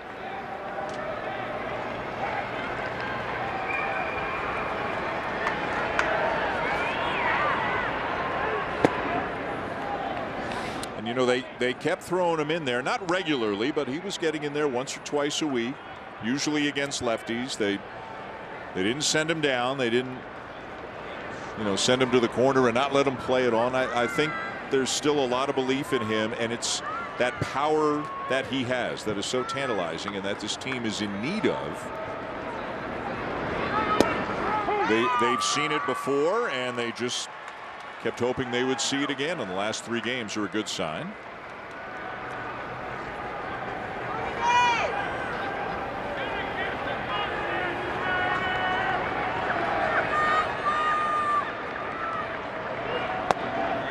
Fastball there, 1-2. Yeah, and Davis came into this game one of 3 players to have homered in back-to-back games. Brent Rooker of the A's, he didn't homer tonight. Gavin Sheets of the White Sox, he didn't homer tonight. So he will have the longest streak of home runs at 3 tomorrow.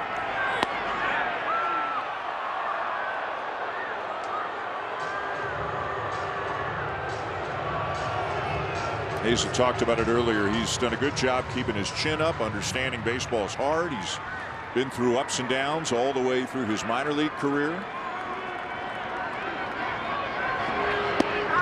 Takes it down and in, and it's 3-2, so Kirk and Lucas will be on the move. This is really interesting. Kirby Yates has thrown 26 pitches, and he's their closer. Nobody's up. You saw Barger's on deck in case Schneider can keep it going. But he has popped it up back of second. It'll be Smith to make the catch, and that's the ball game.